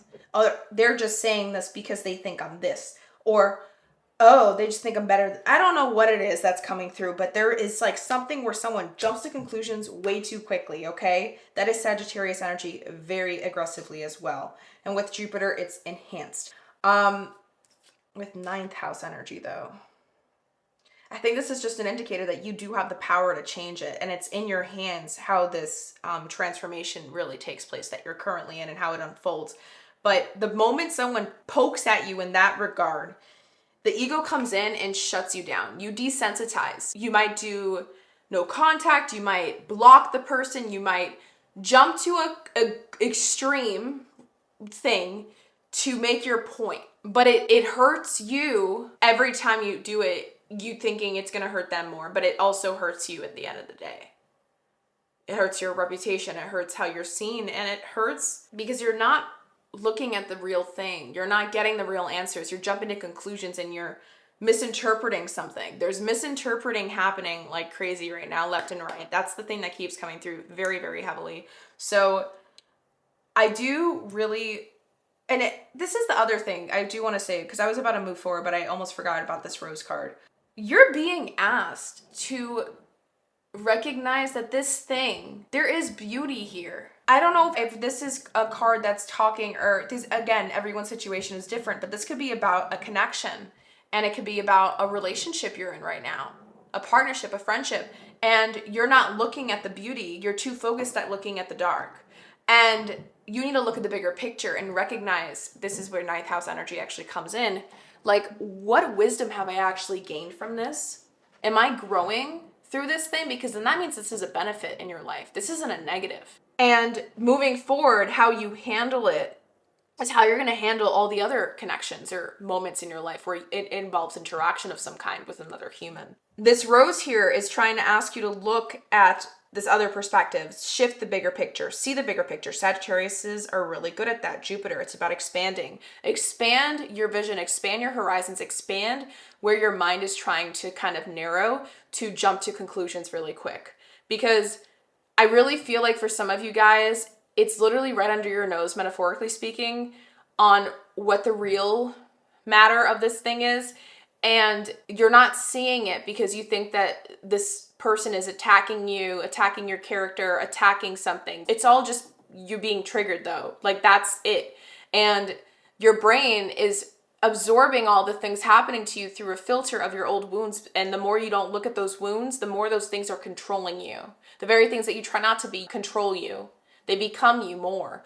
And it seems like this could also be like an on and off situation where this has been ongoing for a while and it doesn't need to be that way anymore. Like, I'm hearing flings, I'm hearing affairs, I'm hearing just on and off, like it's like a little bit of a toxic situation, okay? I can't help myself. That just keeps coming through. So respectfully, you're being asked to be the bigger person and let it go. Let it go. But now that we got what's breaking down and falling apart, let's look and see why this is happening to you now in comparison to like why it didn't happen another time and what is it trying to show you. I'm very curious to see that. So give me a second. I'm just going to take a sip of my tea and then we're going to clear this table up and we're going to go straight into tarot. So I will meet you there. I'm actually going to probably just do a transition. So I will meet you there. All right, guys. And I almost forgot to write down the astrology placements that we did get up already, because we're going to be using those cards again for a separate part. Gemini, 6th house. And then we also had Jupiter, Sagittarius, Pallas, Athena, and 9th house. I think that's it. Oh, and the 5th house. All right. Is that it? Yeah, I think so. Oh, and sextile. My bad. That's an aspect. That's positive. It's about opportunities for growth. Okay, so let us now get out my 2 tarot decks that we're going to be using for this next part. And it's my Vice Versa Tarot and my Voyager Tarot deck. So we're going to be using my Vice Versa Tarot for the first portion, or first question per se, where we're going to be looking and seeing, why is this happening to you now? Why is this transformation that you're currently in, pile number 3, happening to you now? So let us take a look. I'm very curious, very, very curious actually. And I'm going to be shuffling this like this way. So if we do get any reversals, because it is Vice Versa Tarot, it's like the same card but shows you the backwards. Yep. If a card lands upside down in reverse, that doesn't mean that it is in reverse. It like literally, like I'm not going to keep it like this. What that means to me is that this is the picture or the side that it wants to be revealed as. Does that make sense? Okay, so that's how I'm going to be doing it because it's the Vice Versa Tarot. So we got to do it that way. And yeah, so let us start and see what comes through. So why is this happening to pile number 3 now? Why is this happening to pile number 3 now?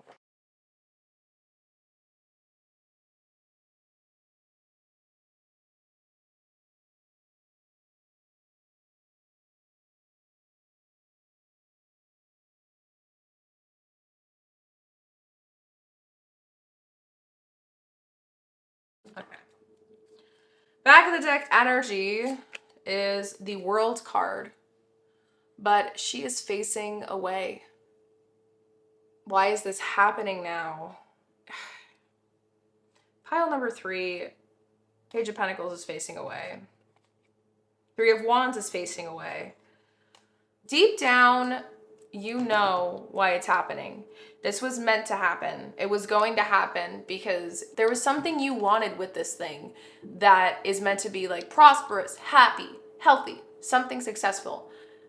I don't know what it is, fill in the blank. But you're still having trouble seeing that, or you recognize now, or are trying to, that there are 2 sides to every story or situation, and some empathy wants to be unlocked here. So how are we going to do this? We have, oh, perfect actually. That's trippy how they landed then. There we go. And the only one upright is the Tower card. Okay, so we're going to just switch these over. There we go. So we have the Hermit with the Ace of Wands, the 5 of Swords, and they're actually looking away, right?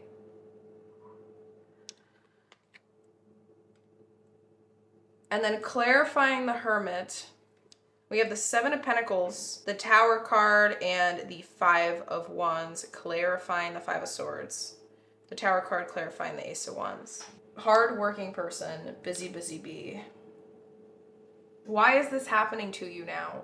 Because this wasn't meant to be in your life forever. This wasn't something that it was going to be an ongoing thing. It didn't serve you. You know this deep down. You're aware of it. Even though it was a hard thing to look at and acknowledge, it is bringing you peace at the end with this dove flying right underneath the chaos. And that's kind of, this actual picture is giving me the exact energy that I was picturing with this Ride the Wave card. Like when I channeled it at the beginning, there's chaos, super chaos, but it's like, you asked for it. There's something you asked for.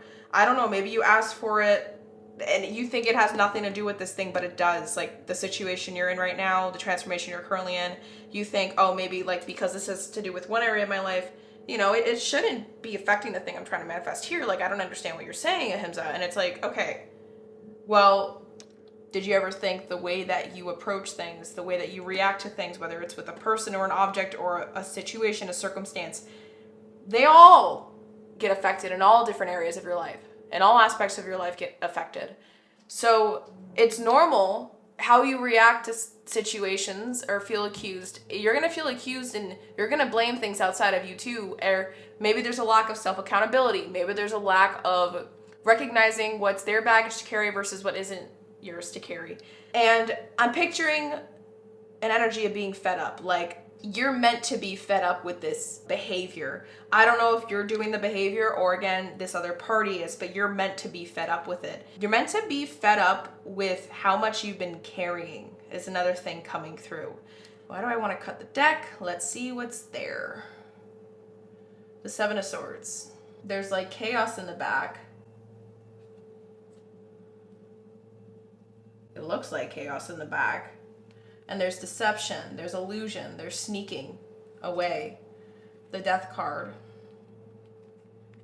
This is a forced transformation.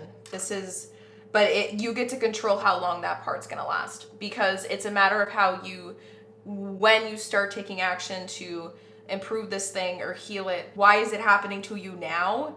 It was gonna happen sooner or later, pile number 3. This moment was gonna happen because you never let yourself stay still. And if you were in stillness, if you were alone with yourself for a moment or two, if you made a space for that in your life, even for a little bit, instead of trying to run away and not look at the thing, you would have seen it yourself. You would have acknowledged that it's time to let this go. And I'm hearing, I've given you multiple chances. I've given you multiple tries. Like, I think you were given a lot of opportunities to do this on your own. But now this is a situation where it's kind of forcing you in a way to do this now or never type of thing. But it is gonna help you rise. And I know it feels chaotic, and I know it feels like no one's happy right now, or you don't get a say, there's something here about it's unfair. And that is so valid. If you feel like the situation you're in, pile number 3, is unfair, I want to let you know that I understand and I see that.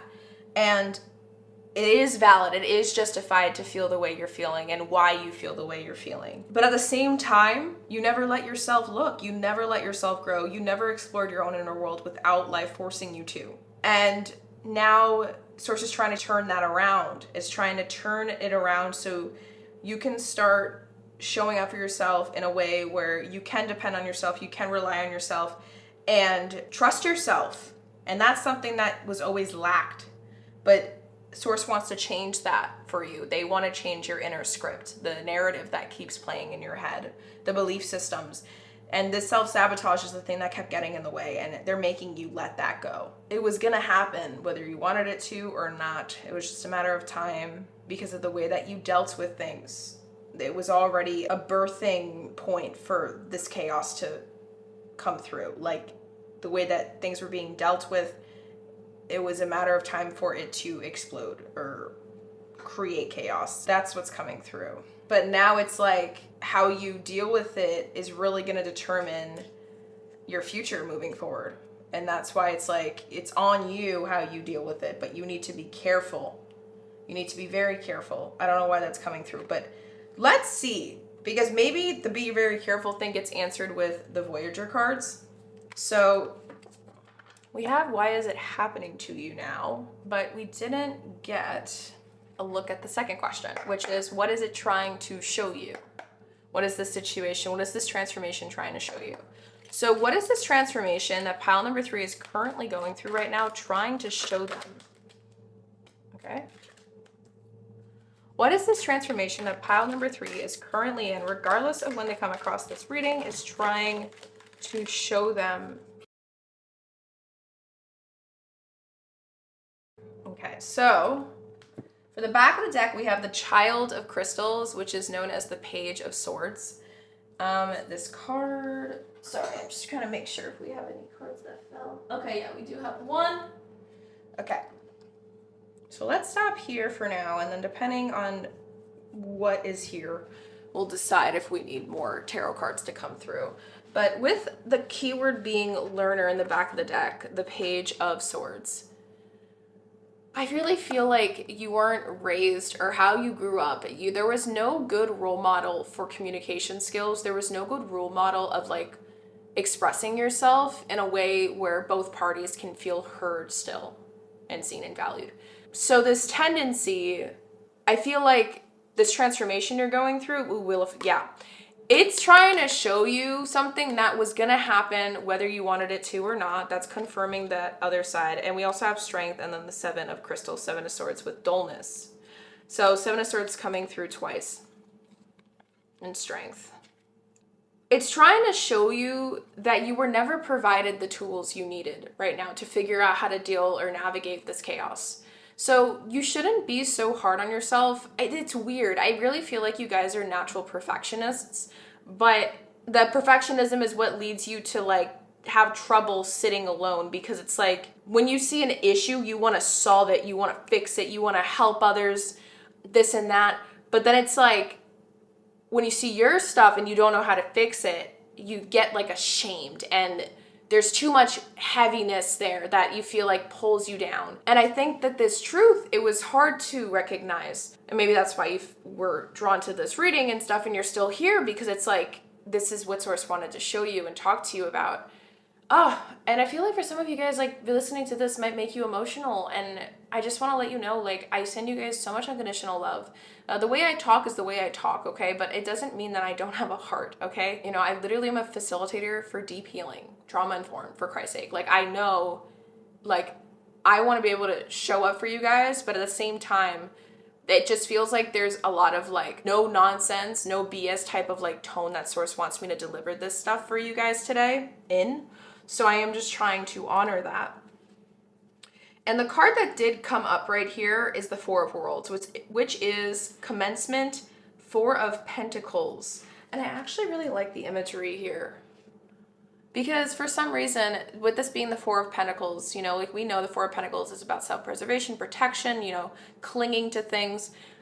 But commencement gives me this idea over here, like when you ball something up, you coil something up, like a slinky, aggressively tight, and let it go, it's gonna go boing. You know what I mean? Like, this is kind of like that energy. It's giving me this energy of like saving your resources, gathering it all up to use it for good, for something that you're gonna go take charge after. And there is intensity here with this group, 100%, but also inside you. And I think this intensity, this fire in you, it never knew how to be used, and it was used for the wrong things, or you would drain it. It would get drained out of you to fix other people's things. And you say on the surface that you don't mind, but it affects you. It affects other areas. It leaks into other areas of your life because you're using your energy 100%, 110% in different things that don't have to do with you.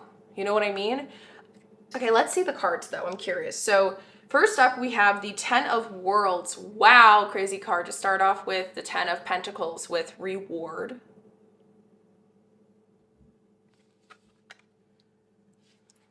Next up, we have, oh, it's in reverse.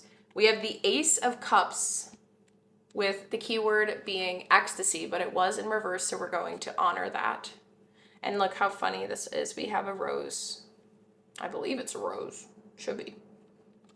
But this butterfly, and the butterfly is also in blue, so it's giving me like throat chakra energy, but it's in reverse. The Ace of Cups in reverse, 10 of Pentacles upright, Ace of Cups in reverse. And then we also have the 3 of Cups in reverse with the keyword love. My heart. It's trying to show you this self-sabotaging tendency you have. And what I mean by self-sabotage, it is wreaking havoc in different areas of your life. And how you always had the power to stop it. Like, there could have been so many good opportunities. This might be very hard to hear, by the way, but I'm letting you know, like, in my readings, I will never leave you with this, okay? I will show you what becomes possible if you embrace this process. I'm gonna give you messages from Source and Higher Self, tools you can use moving forward to embrace this change, you know, okay? But what I'm about to say, it's going to sting a little, okay, guys? So be warned if it resonates, you know? This transformation is trying to show you that it was you that was wreaking the havoc through your actions, how you reacted to the situation, how you looked at the world, perceived it. Maybe there was victim mentality that would kind of leak, you know? But I know that you're naturally not that. And that's what's interesting. Like, as I said victim mentality, my energy was like, because I don't agree with that. When I channel your energy, pile number 3, it feels like you are a fighter. You are a warrior. But the thing is that you've been fighting the battles that were never yours to carry. So then when you do that and you do it excessively, what you're going to do is drain yourself so that when you need to show up for your truths, your things, your duties, your obligations, your responsibilities, or your people in the way, in the capacity that a person is meant to, that's either a friend or a partner, that's it. Going past that is you leaking your energy and overgiving, overdoing. And it would create havoc. There was a self-sabotaging tendency that would come through because you would be drained. And when we're tired and we're acting and we're reacting from a place of exhaustion, we might shut down, we might blank out in a way, space out, and start saying things that we don't mean. We might start doing things that we don't mean. We might react in ways that isn't normal of us. It's not natural of us to do. And we can create aggressive scenes, chaotic scenes, outbursts, chaos, just all of that stuff. It's like the perfect catalyst for an explosion. And it wanted to show you this transformation that you're going through. It's showing you how easy it is for you to get to that point now because of the way you used to cope or your natural way of coping, when in reality you always had the tools to stop. You always had the tools to make things work. This is where it's gonna sting. So you might have been given so many like great, beautiful opportunities for like a friendship that you thought was like meant to last forever, or like a love story that you thought was meant to last forever. And they were like great opportunities, but because of how they were handled, they didn't work out because of your behavior, because of your reactions, because of your outbursts, because of something that you would do when times got rough. And when all you had to do was look within and ask yourself some questions. Be curious. But you didn't want to think that you were, oh, I just realized, look, 5-5. 5-5-5 may be of significance. Seeing 5-5-5 moving forward might be a confirmation that you're on the right path, as well as 3-2-3. But with this, you had a lot of trouble getting intimate with people. You may have dealt with this issue of being vulnerable, letting your guard down, burying yourself in work, burying yourself in something that isn't your truth, what your heart really wants, because you would talk yourself out of it, think of it as a waste of time, maybe the way that you were raised, the beliefs that were implanted into your mind, brainwashed into thinking as truth, it created some really this very untrue narrative that you've been living off of. And this like anger, you're running yourself haywire, pile number 3. It really feels like that. And it's intense. It's like all this energy is being used for the wrong reasons or being put into the wrong things, and it's exhausting. And I can only imagine, because oh my God, I'm like literally about on the verge of getting a headache, because it's like a lot of these situations, the things that turn into chaos in your life when it comes to people or connections or things like that, they could have been prevented with more self-care, more self-awareness, and more patience. But because of how hard you are on yourself, how much you judge yourself, how much you criticize yourself, how just like disappointed you get in yourself sometimes, the way that you act in your inner world was getting projected to your inner world and how you treated those around you. And it was in moments when you were really too tired to even notice it, too tired to even pick up on it. Let me get clarifiers too. And the reason why I'm saying that is not because I'm doubting, but because I want to see if there's add-ons here. I'm very curious. So can you clarify the 10 of Worlds for me, Source, regarding this reading? For what is it trying to show, pile number 3, this transformation? Can you give me a clarifier for the 10 of Worlds? Okay, we have 3, so we have the Death card, 2 of Worlds, and the 5 of Worlds. So Death, 2 of Pentacles with reflection, and the 5 of Pentacles setback. Yes. You always had the ability to start anew and rebirth this, but because of how much you gave and how much, like, okay, I actually made a wisdom nugget on this, and I do feel like if everything I've been saying so far has resonated with you guys, pile number 3, please check out my YouTube channel. And it's going to be one of the more, actually, no, because I record these way back. Okay, crap. There's a wisdom nugget. I will try to link it as a video in the top part of my screen, okay? You know, I can like add in those little videos and I'll put it right there. I really think you guys should look at it. It's a wisdom nugget on how we are really our own truest and worst enemies. Like no one else can take that place or title than yourself. And this kind of reminds me of that wisdom nugget. So I really, really think you guys should listen to it. I really think you're going to gain so much insight and just a lot of help in the situation if you listen to it. I don't know why sources like do it, listen to it, listen to it, listen to it. So I need to take a note for me to remember to like put it in. Hold on, let me just do this so I don't forget. And hopefully I'll see that and remember to do it. Okay, if you can't find it, the thumbnail is me with like a s'more pillow, okay? If that helps. But anyways, it's like you were too busy seeing everything outside of you trying to attack you, when in reality, you were always internally attacking yourself. And when people would try to actually be helping you, be like the things that are actually trying to do the best for you, this and that, you were never able to interpret it because your brain was already against you. That's me trying to summarize it. I explain this so much better in my wisdom nugget. I'm going to say it one more time. Please look at that video. It's only like 6 minutes or something long. So I really, really recommend it. I really think it's going to aid you. 6 of crystals. Okay, 6 of swords with confusion. Yeah, you just didn't know how to move forward. It's like you didn't have the tools. Oh my gosh. Growing up, you probably didn't have an opportunity to work on your emotions. You didn't have an opportunity to emotionally heal and look at the trauma, look at the wounds, or have a safe space to like debrief and, you know, let yourself integrate and process things. Maybe you never had alone time or an opportunity to be by yourself. Like maybe you had to share a bedroom. That's another thing coming through, but you just never felt safe to let things come up. And so you tuck them deep, deep, deep down.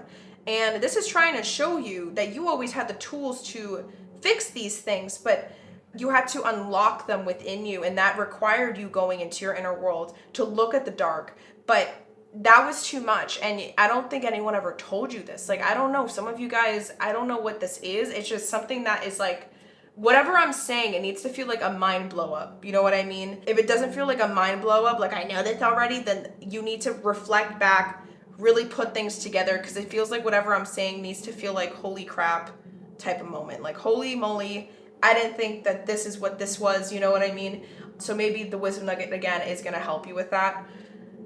With that, let us now take a look. I'm so sorry, guys, if you hear a vacuum aggressively in the background. It's above me. So with that, we're going to get these cards out of the way. And we are now going to take a look and see what becomes possible if you embrace this process / change. If you embrace the whole process that this transformation that you're currently going through is asking of you. All right. So let me just put all these cards away. And we are going to take a look at this together now. So we're going to be using my Bracing the Shadows deck, my Worker Light deck, my Runes deck, and then we're going to be bringing out the astrology decks again. So I am going to shuffle and get all these cards ready, and I will meet you at this part when I'm done shuffling. Okay guys, so we are back and I got all the cards shuffled and out here for what becomes possible if you embrace this process. We got some back of the deck energy here that did want to come through as well.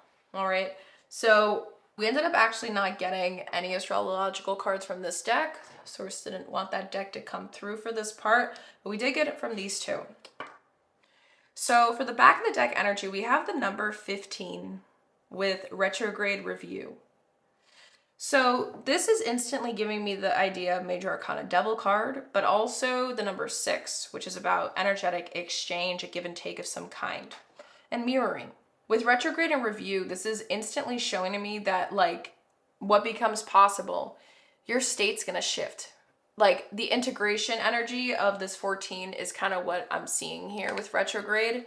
And you're going to be reflecting back on all the old self-sabotage. Like what was the thing that was creating this chaos? And with that, we also got trust your path. If you knew you would be supported, what would you do? And then we also got Saturn. Oh, I just realized it has the number 6 here. Saturn with truth. There's going to be a revelational moment, and it is going to shift the trajectory of everything and how things have been unfolding in your life. If you were to embrace this process right now, pile number 3, that is what's going to come through. How you do things, how you handle things, your persona, your behaviors are all going to shift drastically if you were to embrace this process that this transformation is trying to help you do and embody.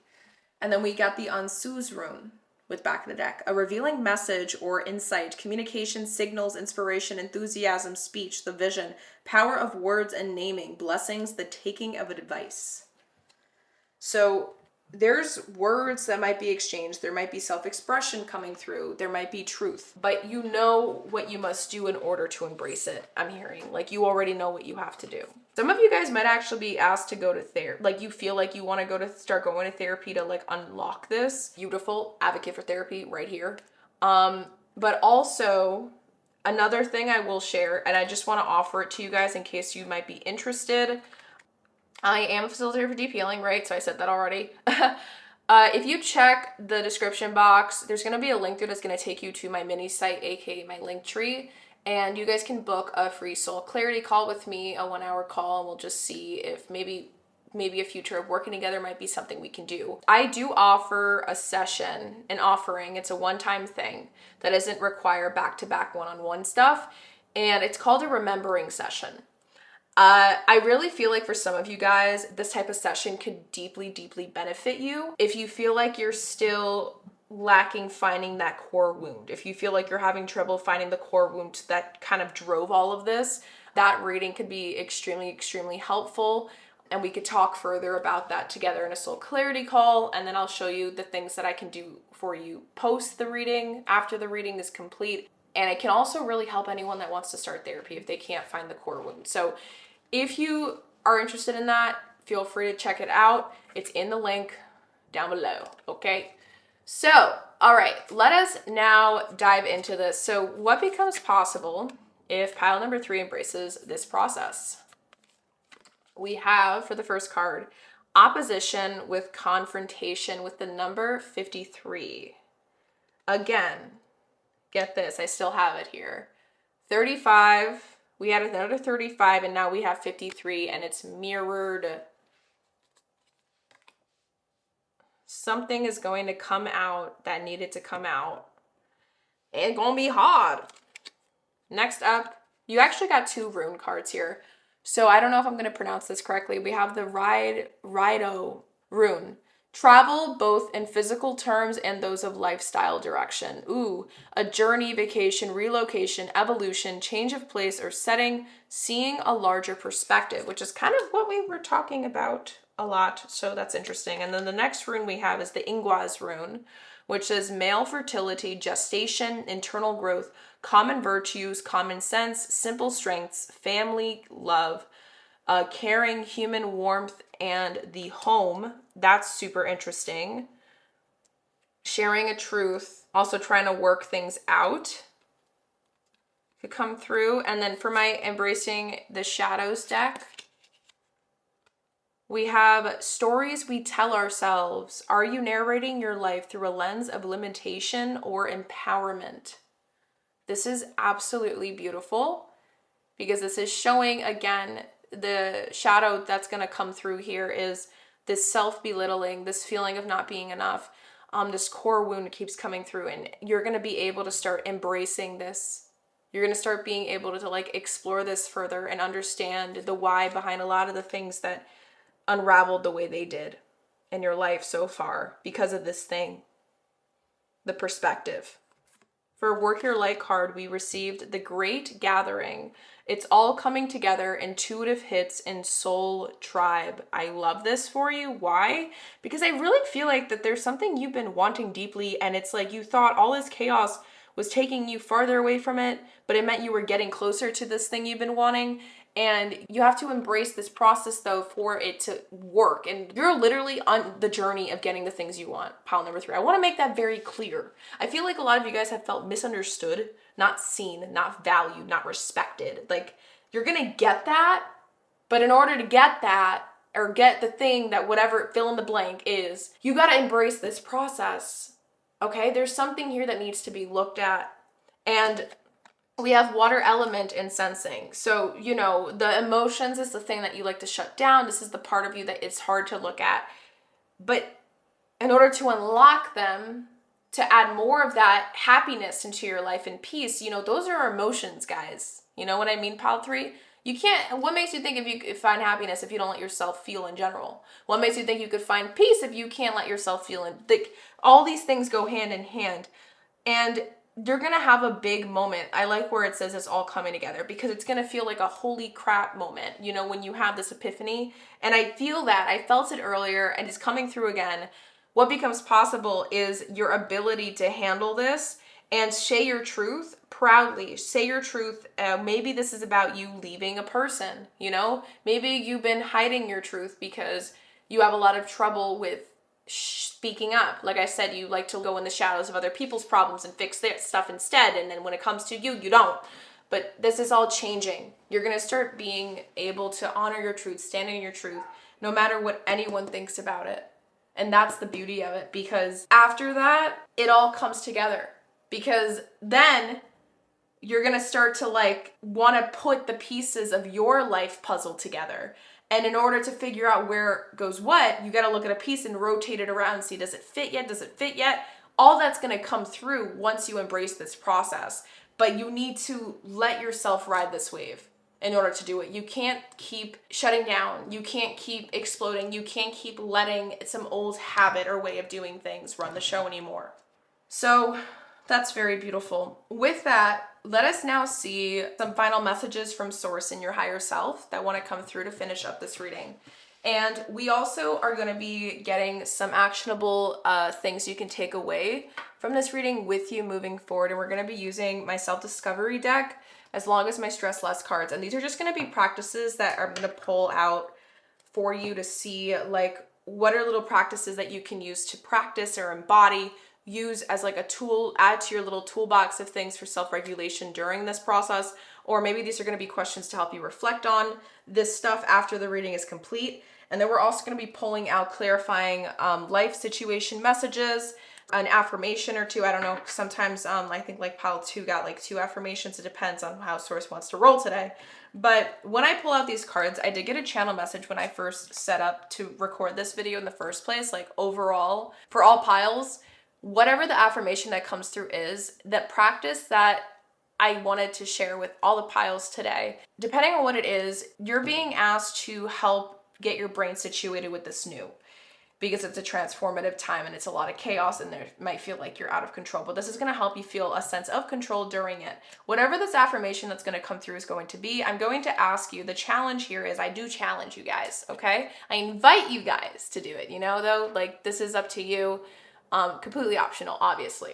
Take whatever the affirmation is, if there's one or two, pick the one that resonates, or both, write it down straight through in a journal, a piece of paper, and then say it, recite the affirmation word for word 3 times in a row. But in between each time you say it, take 3 deep breaths where your exhale is longer than your inhale, okay? You're gonna do that once a day for a minimum of 10 days total, okay?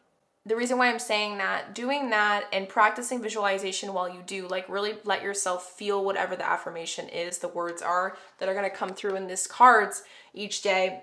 When you recite them, it's going to help show your brain that there is possibility for new, that new isn't too scary. It's going to be hard to do at first and it might feel kind of silly, but the more you like settle into it and definitely focus on taking those exhales longer than your inhales and each 3 breaths you take in between each reciting of the affirmation, pile number 3, it is going to be so helpful. Affirmations have been really massive and still are a big part of my journey when it comes to healing and self-regulation through chaotic moments of uncertainty in life. So I really feel like it will be in your own best interest to do that channeling practice that I felt called to share with everybody. And then, like I said, we're going to pull out cards and then we're going to get, I am so sorry if that was loud. That scared the bejesus out of me. I have a glass table and this jar hit the thing. Okay, anyways, we're going to be pulling out final channel messages from these sliplets of paper in my jar at the end. Oh, okay. We got one that wants to come through now. So let me show this to you because I actually feel called to show it to you now. So let's see what it says. I'm actually really curious. You're not blocked. You are being redirected by the future version of you who already knows better. You are not blocked. You are being redirected by the future version of you who already knows better. That is insane. Okay. Love this. Let's continue though. All right. Let us get into it. I'm going to shuffle and I will meet you back here. Okay? Meet you. All right, my souls, my beautiful souls. I just realized I put this upside down. We are going to now look at the cards. And you guys actually got 2 clarifying life situation cards, but then I felt called to actually use the back of the decks. And I didn't do that with for any of the other piles. So it's like mirroring, not shadowing, mirroring energy that keeps coming through again and again. And then we actually got, look how many practices and things you guys have, little tools you can add to your toolbox. So with these cards, when I read them, I do highly recommend you guys pause the video, screenshot it, take notes, do what you have to do to be able to refer back to these things moving forward through the transformation you're moving through, because this is going to help you embrace this process, all right? The shift, the chaos, the collapse. So, and then again, the affirmation. Let's start with the clarifying messages. So this is the first card that came out upright. We're only reading the messages that are upright, and it says, be here now.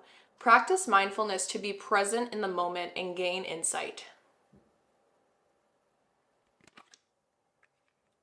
Self-awareness, because it landed on the stories we tell ourselves card. Next up, we have Crystal of Clarity. Illuminate your path with openness and insight, readying yourself for a newfound understanding of content. Let me make sure you guys can see this. Sorry if there's a glare. Illuminate your path with openness and insight, readying yourself for a newfound understanding of content. Chris, there's something huge about to come through. I'm telling you, you're going to have a crazy epiphany moment that keeps coming through. And then with the back of the deck, we have sorrow heals. In the shadow of heartache, growth emerges. Let pain shape you, not define you, as brighter days beckon just ahead. I like this. All right, and for your affirmations, because we did get back to the deck energy that wanted to come through. For the first one, here and now. The future does not exist, and the past is gone. I focus on the present moment. I have confidence in life again because here, now, there is no danger. Everything happens when my soul is ready. That's what I'm saying. You control the transformation. Be here now, here and now. Do you see the synchronicities? Pile number 3. Lastly, and these blues, there's truth that wants to come through. For the final affirmation, back to the deck, the voice of the heart. I silence the fear in me and discover the voice of my heart. The fruit of these words guides me. I trust the song of my soul.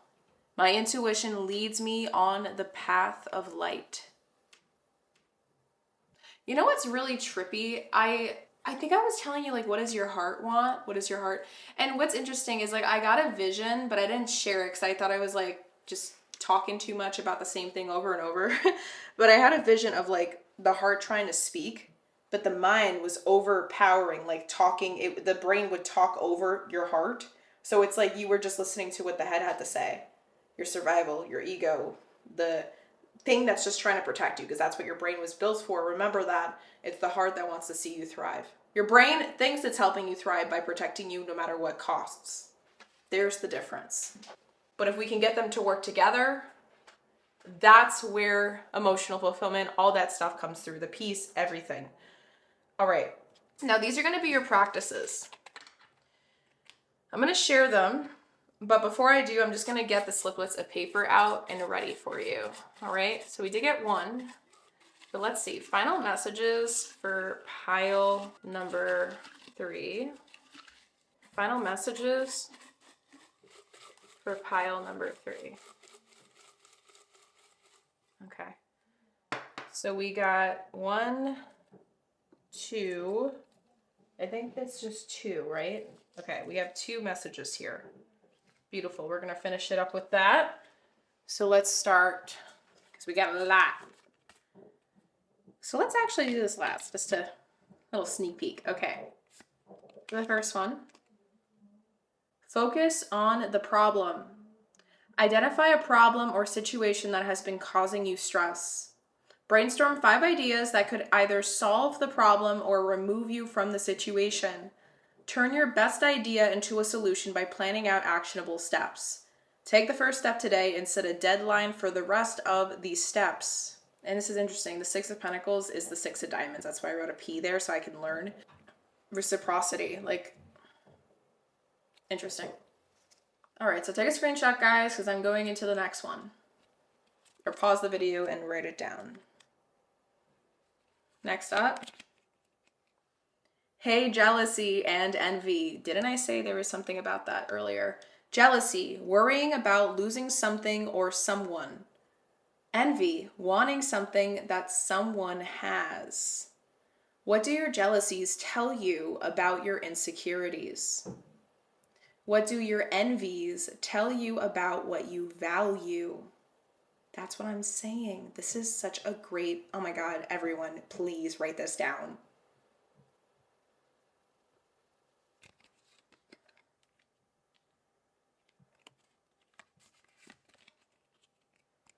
Next up, celebrate imperfection.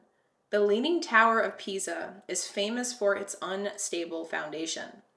What is a quirk that you can learn to appreciate in someone? Pick a personal struggle or flaw and turn it into something that spreads inspiration. And for the last self-discovery card, beautiful, body scan.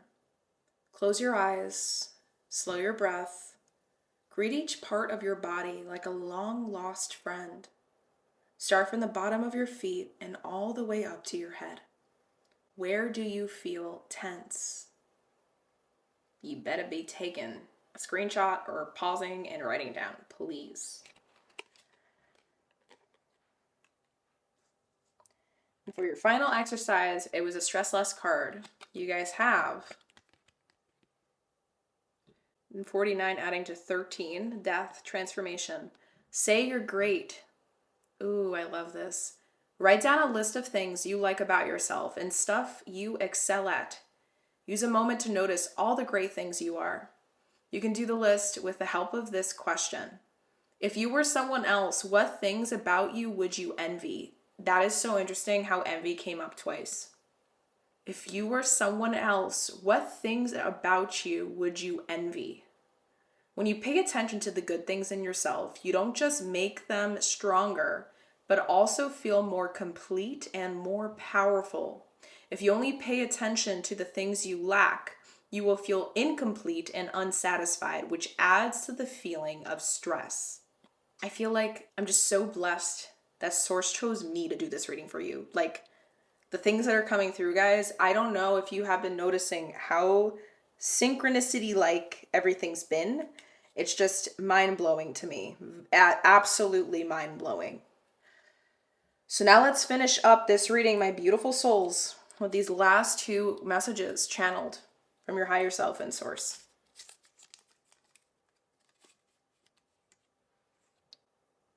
This energy feels like 4th house vibes, inner child, ancestry, unspoken needs. Start there. This energy feels like 4th house vibes, inner child, ancestry, unspoken needs. Start there.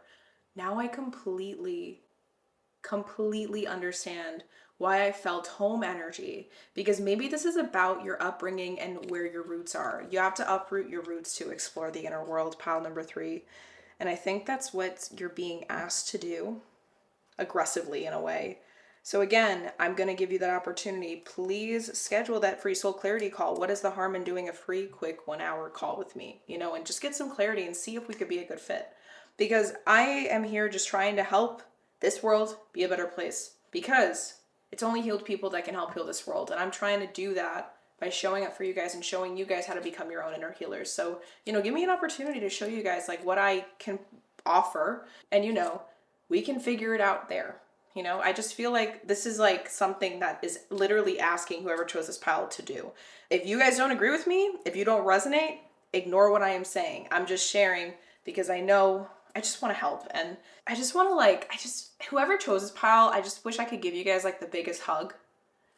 Because it really, again, I low-key feel like though that you guys would not want a hug, but it's just the inner child in you does. The inner child in you wants so much love from you right now that it has not been able to receive. It feels undernourished, unappreciated, unseen. And the way that you're treating your inner child or have been is the same way that people used to treat you growing up. And that's what hurts here. My heart. To finish up, my beautiful souls. The things that trigger us are the things that are helping us grow more, because we wouldn't have been able to look at those things without something else triggering it in us first. You're still asking for something spirit already cleared from your path. It's not coming back, and that's protection.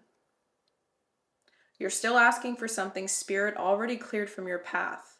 It's not coming back, and that is protection.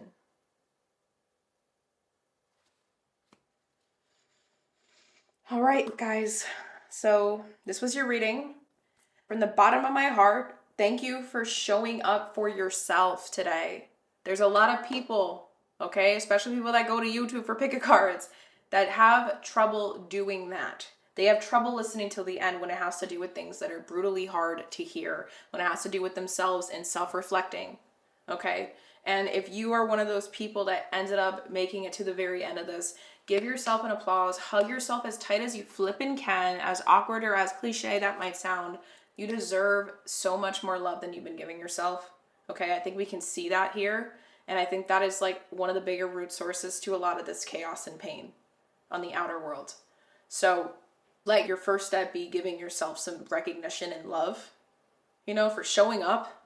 And not only that, but just giving yourself that little squeeze of a hug. Please don't forget these practices. I really think they'll help you. And I hopefully, I have someone who edits these videos for me. So it's like, I really want to make sure I remember to tag that wisdom nugget video in, and hopefully I did, but if not, I told you what the thumbnail looks like. Hopefully you could check out my YouTube channel and find it.